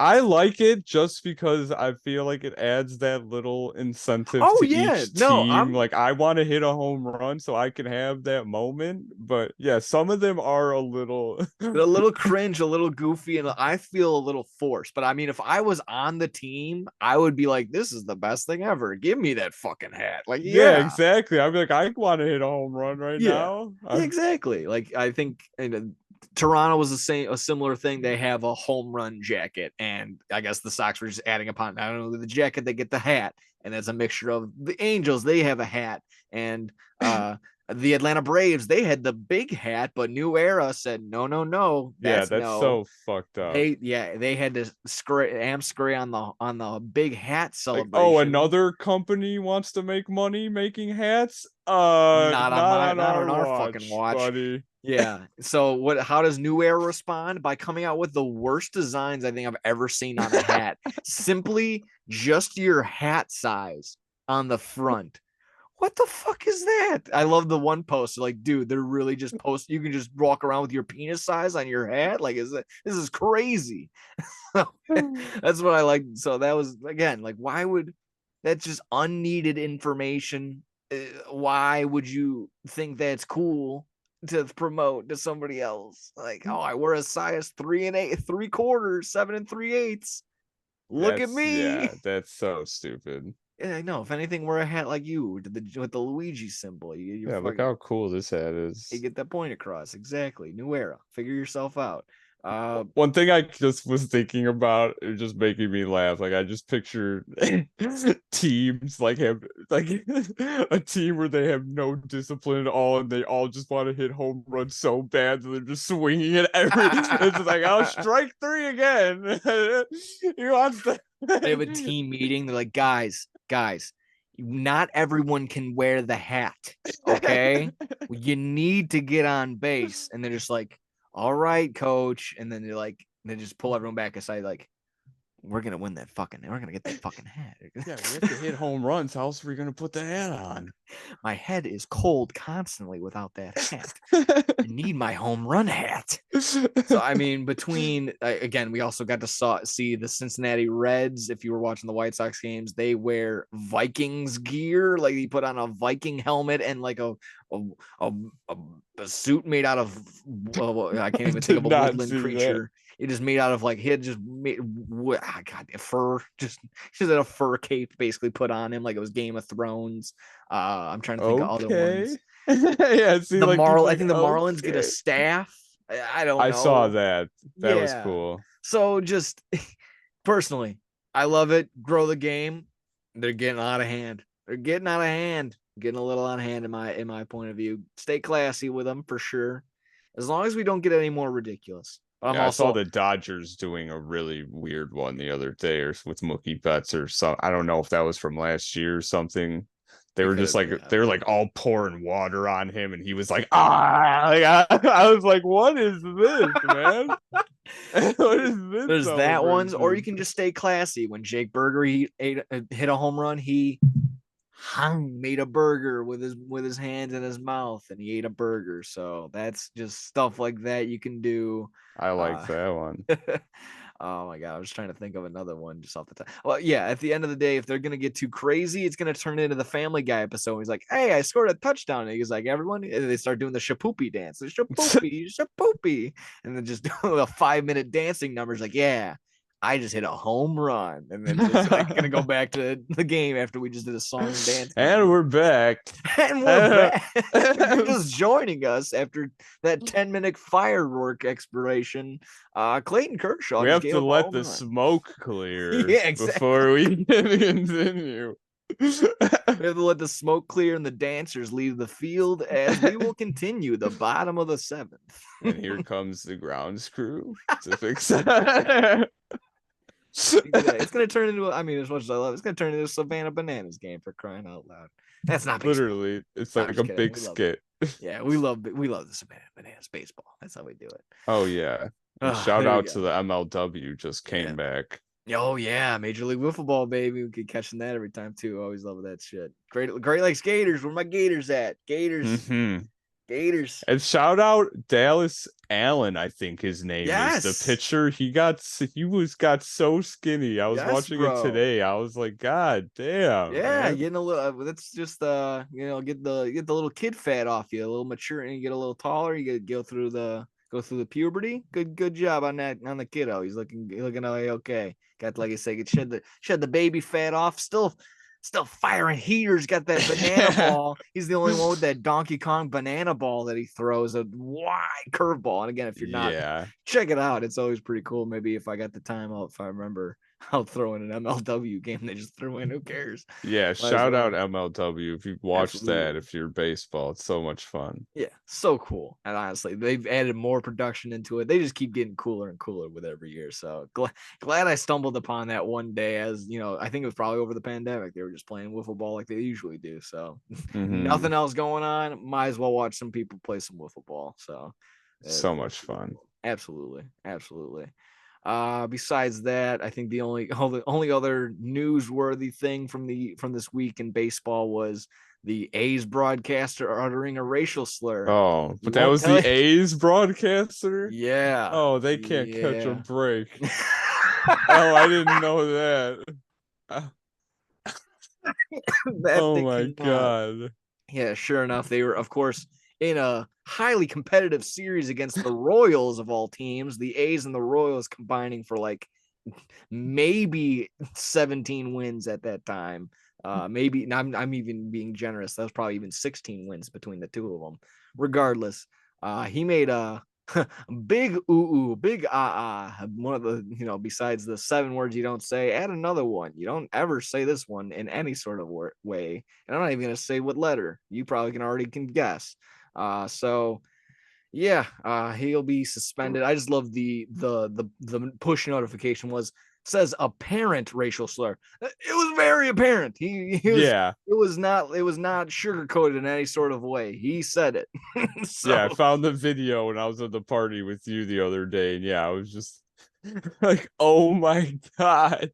I couldn't. He just said it so nonchalantly and just like, yep, it was as clear as the sun. So I mean, like, how do you do that, man? Like, he obviously just says that all the time. Like, because how else does that happen? yeah, I mean, yeah. Well, I mean, I guess the good news is he got suspended, and if you're looking for some justice in that aspect, so uh I don't know the guy's name. Like I Do said, better. do better. Next time. They'll get them next time. Yeah, exactly. Those A's can't catch a break this year. When those happen, it's always like the awkward, like the guy next to him, like, oh, like your career's over. It's like, Oh man, yeah. Sign up with your LinkedIn account as soon as you can, my guy. You're gonna be looking for a new one.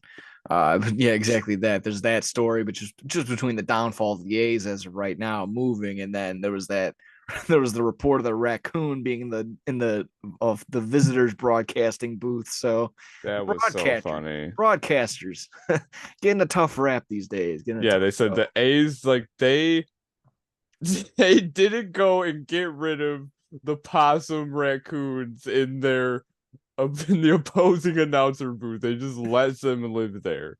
That's how Yeah. trashy that stadium. They're like, we're just gonna leave them there, you know? I I also just saw a video as a YouTube short. I don't know when exactly it was posted, so maybe this year. It kind of looked like from this year, considering there was no one in attendance. Some guy went to a seat, sat down. It immediately broke. It just completely fell off its hinges. And he wasn't a fat guy. He's my genuinely slimmer. I guess it would be the description of him. Hmm. Just sat on it, plop, broke right away. He can't sits up, grabs it, and just pulls it right off the thing. Just pulls it right off its hinges. So he's holding the bottom of his seat. The free souvenir. Yeah, just showing it around. He's showing security. Like, they're doing nothing. There was also that shot of security. Like the guy was not in his seat. He was going to talk to the outfielder, and the security got right in his mush. And he's like, "Go back to your seat." And the caption Yeah. was simply like, "The security doing the most out here. There's more security than there are fans, and Yeah, you're I saw out I here forgot harassing what the us." guy's name is. What's the guy that collects baseballs that people Oh, hate? Zach Hampel. Yeah. I saw one of his videos not too when I was on one of my breaks the other day, and Oh yeah, it's yeah, that's just Chase Field, the Diamondbacks field. They are oof, it's I don't want to compare it to a certain situation that happened in the 1940s, but they're kind of like that sort of hierarchy down there in that in that little area. They like the rules. I'll say that much. They like to yeah, it's enforce just rules. It's just funny. It was just funny to me how empty the place is and how strict they all are. Yeah. Like he just like the kids aren't even like they're not allowed to like go and like talk to the players Yeah, like they before couldn't the get game again, and like, stuff. yeah, grow the game, can't have but the kids aren't allowed to go ask the players for autographs. The kids. I mean, I get it when Zach Hampel's running around causing a little bit of a distraction, and I he's a got grown my man. fourth foul ball today. Yeah, exactly. And he could be a disturbance, sure, if it's a packed enough game, but you know, he's got his ways. He can maneuver and not be fine. Whatever. You really got to go out of your way to find him to be a nuisance if it's really that bad. And again, I get it. I'm And I not a noticed he was giving his balls to kids and yeah, stuff. no, he So does I that was all the like, time. he He's seems literally like just he's a good collecting it guy. to have at the time. He was like, I'll have my streak and I'll get this and I do that. He gives them away all the time. The only one he keeps are home run balls or shit like that. So I'm not gonna sit here and defend Zach Campbell, but yeah, it's literally just like let the He's people do the overhated for thing. sure. Yeah, he's hated on a little harder than he should, but Yeah, yeah, but like he's just he's just a diehard baseball fan. yes, So yes, he's just a nerdy, passionate baseball fan, and if you want to hate on him for his passion, then you look like you the way that you do. I don't know if that makes you feel better. That's fine, but again, it's fine. Yeah, we were all over the place, so. Yeah, that was fine. Again, security, lighten up, especially yeah, in those places, like we just said, in the A's stadium for what it's worth, for what's even left of the season there, and then Chase Stadium for the Dodgers, or excuse me, for the Diamondbacks. They need to cool it, like I said, with all these past videos that I've been seeing. and we've mentioned this before, but just quick shout out to the White Sox. Let us in the 100 section if no one's there. Oh yeah, that Just too. What are you doing? I want to get the food and shops down there, but not sometimes I got the 500 section, but if no one's there, let me fucking in. Let me head down there, dude. Exactly. There we go. Hopefully all the stadiums can figure it out now that they finally said COVID's not a big deal. So that's cool. We'll get on that. If you're good on baseball, we can wrap it up real quickly with some wrestling. How's that sound? All right, Coolio. If I had enough arguing as an old man about these damn kids and their home run celebrations. Hopefully it didn't sound like I was yelling at the moon or the sun or something like that. Either way, let's touch upon some WWE Draft Backlash results. We got some tournament to talk about, a little AEW, and we'll send the people home happy with a little fun little story that we can touch. Maybe we touched upon back in the day. Who knows? We'll see. We'll see what happens. First off, if you didn't already order it, I did, and they sold out as quickly as can be. Whenever those MJF pickles come into town, immediately gonna have a taste test of all three. I went ahead and ordered all three. I think there was like a straight up dill, a regular one, like a spicy one, and then like a chip, the one that are already pre-cut. So the risk of sounding weird, those were real. Yeah, the risk of sounding a little sus. I'm gonna be enjoying some MJF pickles. There you go.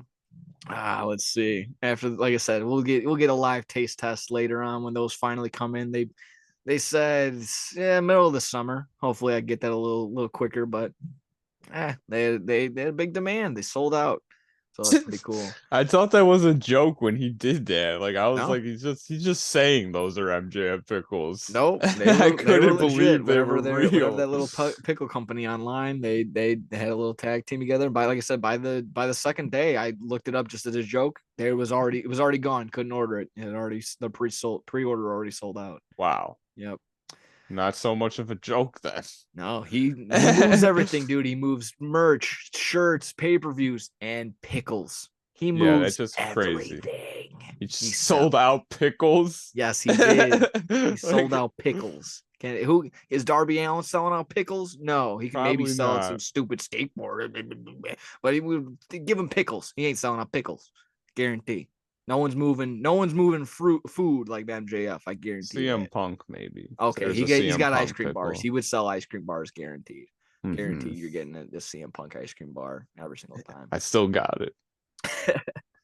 Yeah, I do too. I'm looking right at mine too. I Still was thinking got the it. other day when I met CM Punk, I wish I would have got that signed too as well. Oh, that would Besides have the been, yeah, yeah. because that would have been on paper instead of like I gotta hope and pray that That that ink doesn't fall off that plastic like I Well, did. it's a good thing to that's a good thing to mention because yeah, it's a good so I will always save mine and once he comes back and when I hopefully I get a chance to do a meet and greet with him, that is a good thing to There yeah, you like go. because that's a like this was from when you returned like Yeah. on like And it's so essentially cool. essentially a one of X amount of item one, so it's still pretty good. Independent, yeah. It's awesome. It's a nice piece to look at. You could frame it up if you made it look nice.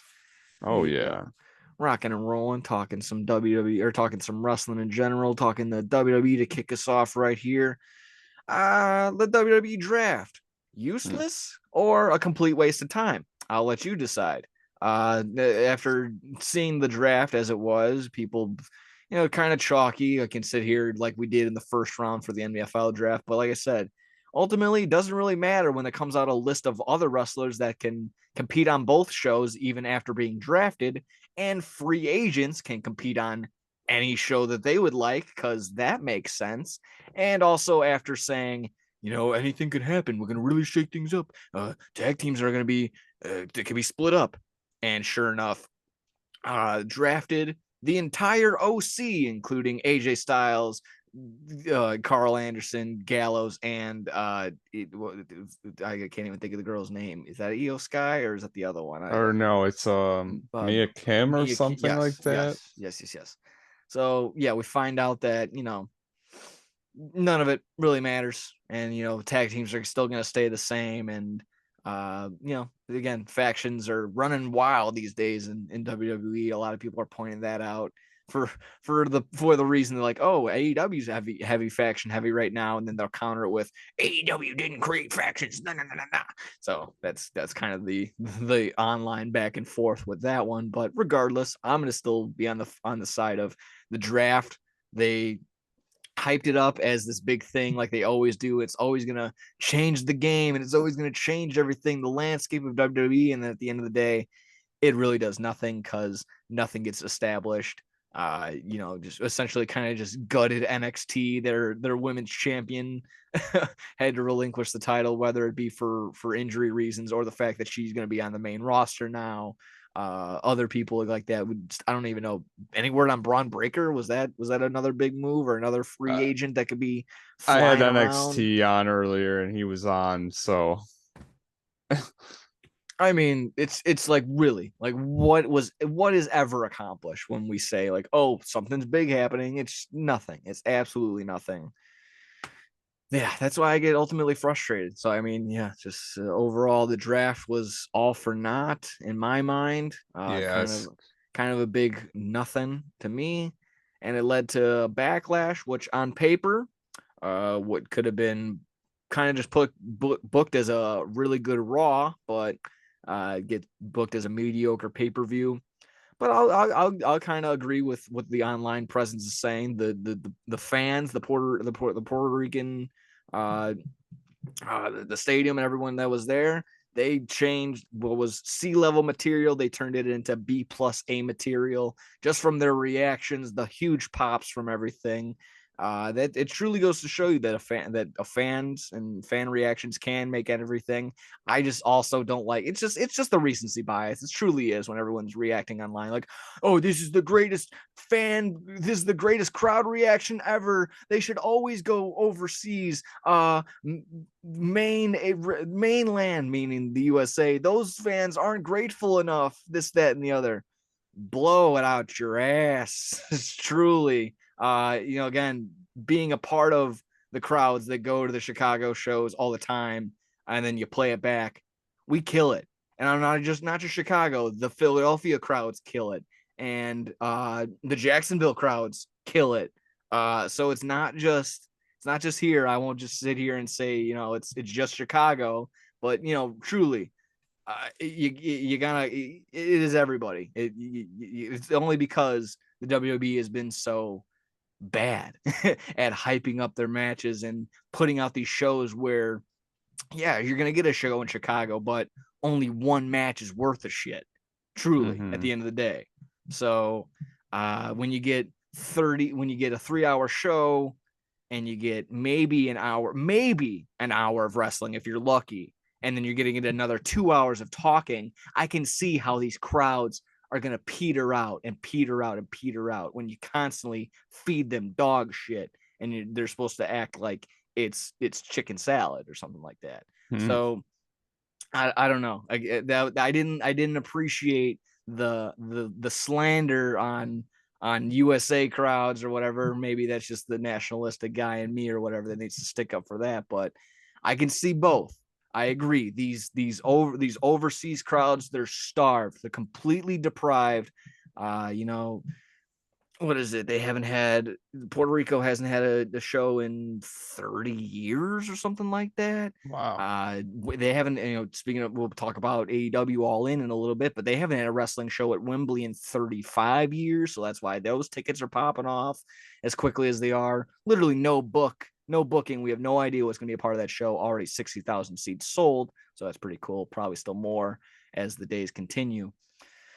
So, I mean, yeah, that just goes to show you that they'll be they got the Clash of the Castle crowds. Those always are hyped and popped off because, again, they never get any of the big time wrestling shows. So they give them big, almost WrestleMania type feels and with, lower grade cards or whatever, but their reaction is able to boost it up. So I can appreciate them being so involved, popping with everything. The only thing taken away overall from the Backlash is like Savio Vega. We're really gonna make a big deal about Savio Vega, but of course we can get into the whole card in general. I can tell you really just what I watched. Oh boy, come on! Why you got to put up an ad right now when I'm trying to read results? The only thing I actually caught was Rhea Ripley and Zelina Vega. While the pageantry was nice for Zelina Vega, we knew it was ultimately going to be Rhea Ripley in about 7 minutes. So that was that. I took a break because I thought they were going to go to Bad Bunny and Damian Priest, but they decided to throw like that 3-way Austin Theory, Bobby Lashley, Bronson Reed. I kind of tuned out on that. Came back and finally, it was the street fight in the co-main event, which doesn't exist. Co-main events don't exist, ladies and gentlemen. It's not a real thing. Don't let that become in your word bank. Co-main event, not a real thing. There's one main event. Thank you very much. So I don't know. However, if it was overproduced in my mind, but there was obviously the big pop of having Carlito there. That was the huge thing. And again, I didn't. Savio Vega, that's big for them. That's fine. But that's essentially like if Disco Inferno came out in a Cleveland crowd or wherever the hell he's from and they got a big pop like that. It's just a mid-carder. It's like some guy was, I don't know, not arguing with me. I'm back and forth, but maybe he was just trying to be joking. Hopefully he's like, hey, man, put some respect on him. He was a runner-up for the King of the Ring. Like, it's just shit like that. It's like, what? Cool. I'm glad he held the Intercontinental title twice. I don't know. So, again, it's just it missed the demographic, at least for me, being a 25-year-old. I didn't know. I know of him. I know that his time was a little bit before mine, but that was exactly my thing. If I'm in the key demo, it missed it for me because I don't really know who he is. He had a feud with Stone Cold Steve Austin. Cool. If that's the highlight of your thing, and again, if you're runner up with King of the Ring and you had maybe a couple mid card titles, and you had a feud with Stone Cold Steve Austin, if that's your high spots, I don't get it. And again, if you call me a hater, that's fine, but I didn't get it. I like the Carlito spot, but I hope he sticks around. I don't think he will. That's just gonna be. Yeah. I don't think they're gonna. And even if he does, like they're not gonna push him as a world heavyweight champion. Is he gonna be the one that ends Roman Reigns' career or ends his streak? I think that would be absolutely hysterical, but not gonna happen. So keep that in mind. Otherwise, spitting in his face with an apple. It's gonna dethrone the 1,000+ day champion. Yeah. And overall, the match in general, the street fight, it was fine. Nothing groundbreaking. I don't want to sit here and hate on it too much because, Bad Bunny, he respects it, and I respect him for respecting wrestling as it is. but everyone blown that out of proportion. They're like, oh, it was so great. They did this. They did nothing crazy. Let's pull it back. And again, that might be me being spoiled and seeing constantly flips and dips and dives and everyone being thrown through everything and barbed wire and explosions. But in my mind, again, they played it safe on this one, didn't do anything too crazy other than the Falcon Arrow through the 3 tables. And I kind of like that one point of view. This is like, dude, this is pretty crazy that the number one singer in the world is having this match. This would be like if Shawn Michaels and Michael Jackson were having a match in 1993. So I thought that was a pretty cool and funny comparison. That's crazy. Yeah, essentially that. If like I can't even think if Garth Brooks was having a match with the Undertaker or some shit like that. I don't know. It's true. Yeah.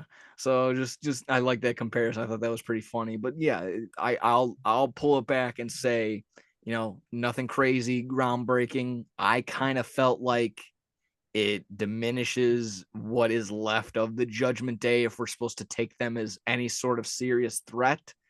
That kind of went out the door right there. Damian Priest, I like him for his in-ring work, his character, and just how intriguing he is up to interpretation for those and that want to watch. I can see how I can say he's boring, but I can counter and say he's actually not that bad. Mike's skills are pretty brutal, but that's up to you. I think that loss does hurt Priest in the long term, because like, what are we gonna do? Like, is Bad Bunny gonna get on a streak and come? He's not gonna. Oh, thank God. Are you still here? Please, Mike, say you're still here. I am. Oh, thank God. All right, we're still recording, still in progress. Sorry about that. I think it'll still carry. It'll still keep going as it is. My apologies, and we'll try and wrap this up as soon as we can. Hang on, I'm gonna get my charger real fast. Okay, for sure. I'm on my my home Wi-Fi decided to disconnect. I'm literally on my hotspot on my phone trying to wrap this bad boy up. So, like I said, I'll just quickly bash through the rest of this. Bad Bunny, Damian Priest street fight ends in my mind kind of in wet fart fashion. Shouldn't have been Damian Priest getting the loss. I think Bad Bunny getting the win, not that good. Shouldn't have happened. Either way, I'll like I said, just kind of wrap it up as soon as I can. Get to the actual main event that everyone was talking about. Brock Lesnar and Cody Rhodes. And I didn't really watch it. I kind of got the highlights. I see the spot, the blood spot, and yeah, this, that, and the other. But again, ends in such a weird fashion that they want to give Lesnar the out, if that's fine, but ending it in a whatever. He caught him with his move, brings him down with an arm bar. He leans forward. Cody Rhodes leans forward and gets the shoulders down. Didn't like it. Thought it was a bummer ending. Good that Cody Rhodes got the win, but overall, probably not a good match. Any thoughts on that? Yeah, I just didn't really see it too much, but yeah, I just saw the ending and I was like, that's just stupid as hell. Yeah. I was watching it live on TikTok, just like someone was streaming it. Oh my God. I saw the end of it. So I was just like, that is so stupid. Yeah. Brutal, weird ending. Yeah. It just ended right after, like, he pinned him and it was just Michael Cole was just like, good night. I was like, yeah, that was also the thing. It ended so abruptly. And then there was also the report about after, like, Brock Lesnar breaks character and enjoys the ovation of the crowd from the Puerto Rican fans and stuff like that. So like, okay, there's just like stuff to consider that. And then they followed up on Raw with them teasing that he's going to be part of the World Heavyweight Tournament, which I would get to, but for the sake of time, I'll just throw in my input that everyone's old. Everyone in that tournament is old as fucking dirt. The youngest guy is 36, and whoever that may be, I forgot. Probably, I don't know. I think Cody. No, I think it's Seth. It doesn't even matter. Everyone's old as fucking shit in that fucking tournament, and makes you really appreciate the young talent on AEW. That's all I have to say on that. Wow. Let me see. Backlash results. That's fine. That's done and over with. I think. Whatever. Get on to the next one. I don't even know what their next timeline is going to be. Another pay-per-view across the pond, isn't it? Are they doing Night of Champions next, or another Saudi show? So there you go. Let's see. You can hop if you're good on that. We can hop really quick into the AEW realm and wrap up this bad boy with our quick thoughts on Britt Baker's controversial T-shirt before we talk about CM Punk being in another parking lot. He making headwaves on that. The only thing I'd really have to say, going from the Raw tapings that made big headwaves, and then they're like, oh, he's at Impact. He's not gonna do anything at Impact. Just I love that one drawback of like that the one thought of like, oh, he's gonna immediately just jump to WWE, and then they go to, oh man, that's gonna be a brutal background. But either way, I love again CM Punk. Oh, the immediate thoughts he's gonna go to Raw just because he's in the parking lot, and then there was no like correlation of oh he's in the Impact. He's gonna go to Impact. No, there's just oh he's just seeing friends. Just the obvious like natural subtle take that everyone should have had. But again, just love that CM Punk enters a parking lot and it becomes headline news. So I thought that was pretty cool. Everyone wants to know what he's doing. Yeah, absolutely. Absolutely. Any other things in AEW? Roderick Strong becoming all elite. The only thing I had on that was that kill switch engage. That was a bit of a tease, like I said, with CM Punk possibly in the realms of coming back. And the only thing I'll touch upon that again was the Jordan Grace picture and other memes that have come from that. I don't like Jordan Grace. Weird. The matches she has, whatever, that's fine. I just don't like that her and her boyfriend think they're the end all be all of wrestling, and that they're just so weird together, so insufferable in my mind. So that's fine. I just love that everyone was harping on like, you think you deserve to take a picture with CM Punk and post, and just like harping on her for that. So I thought that was hilarious. But again, whatever. Take a picture with your friends. If he gave her the A-OK to post it, I'm sure she wouldn't have posted if CM Punk wasn't okay with it. So there's that. Let's see. There's that. Other memes, like I said, where else he would show up. I thought that was absolutely hilarious. It's like, oh, CM Punk's gonna show up at have him at different big sporting events, like other big games and shit like that. So I thought that was absolutely hilarious. Like, oh, he's gonna be at the train derailment in Ohio, or like, Oh my God, god, like that. It's just like, oh my god, where will CM Punk pop up next? So we'll find out next week. Where we'll see CM Punk pop up next. Maybe at a Portillo's across the street or some shit. Yeah, but exactly. Let me wrap this bad boy up with the last little spot. And what's your background? And kind of controversial on all sorts of sides, from the wrestling side of things to the non-wrestling side of things of Twitter, that people see this and they're like, oh, you're okay with this? Okay, we'll backtrack. I mean, I don't like the shirt. I wouldn't wear the shirt for the sake of like, it's just not a good wrestling shirt. And then out of context, you would have to also explain again how everyone else has been like, is like, put this on you, and you got to explain out of context. If you're not a wrestling fan, explain. Good luck explaining this to anyone that's not a wrestling fan. Fine. yeah, that's what I think about. And that's exactly how I take it. I'm not offended by what's on it. I'm not even offended at all. I'm just like, I'm not gonna wear that because I don't like the design. There was also something similar. I think it was the CM Punk shirt, or there was another somebody with a bruised up face or a broken nose, and they took a really close up picture. But it's for the exact reason that this looks like when a woman comes forward on their Facebook or their Twitter and they're showing basically full just a breakdown of like when their spouse beats them, and just show this is supposed to be the evidence. So I can see how a picture like that can spark that and ignite that flame.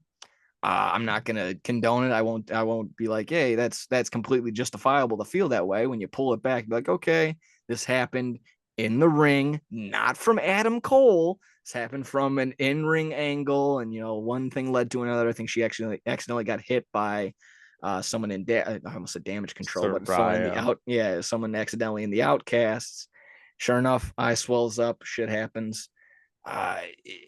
It sucks, and it sucks, and she did her best. Britt Baker did to try and defend this, but this was kind of no one's really gonna win in this situation. Ultimately, this should have been up to like a double checking department over in pro wrestling. He's like, are we sure we want to pull the trigger on this shirt? And it'll be like, yeah, this happened in the ring. This was wrestling. And they're like, but are you sure you want to put this out there? There should have been that guy That's maybe the only part that can be like, all right, we failed there. Everything else, you can't. I don't know. It's literally just like a picture posted on a shirt. Like Yeah. it's just... Yeah, I know. Again, in that it is at the end of the day, it's harmless because it really is like that. But it's just the world that everyone spin zone it in. And it's like, oh, that reminds me of this. So things can be distasteful. I don't think of this as that. I can see how it is. But again, at the end of the day, when you peel it all back, it's not that. So it's not domestic violence. It's not domestic abuse example. It's none of those things. Again, I like that. Britt Baker did her absolute darndest. Probably not worded the best, but it's just like, oh, if Stone Cold Steve Austin put up a T-shirt of him with a black eye, you wouldn't bat at it any other way. But I also agree that Britt Baker isn't the most recognizable wrestler just yet, so you can't put Yeah. yourself in that same boat.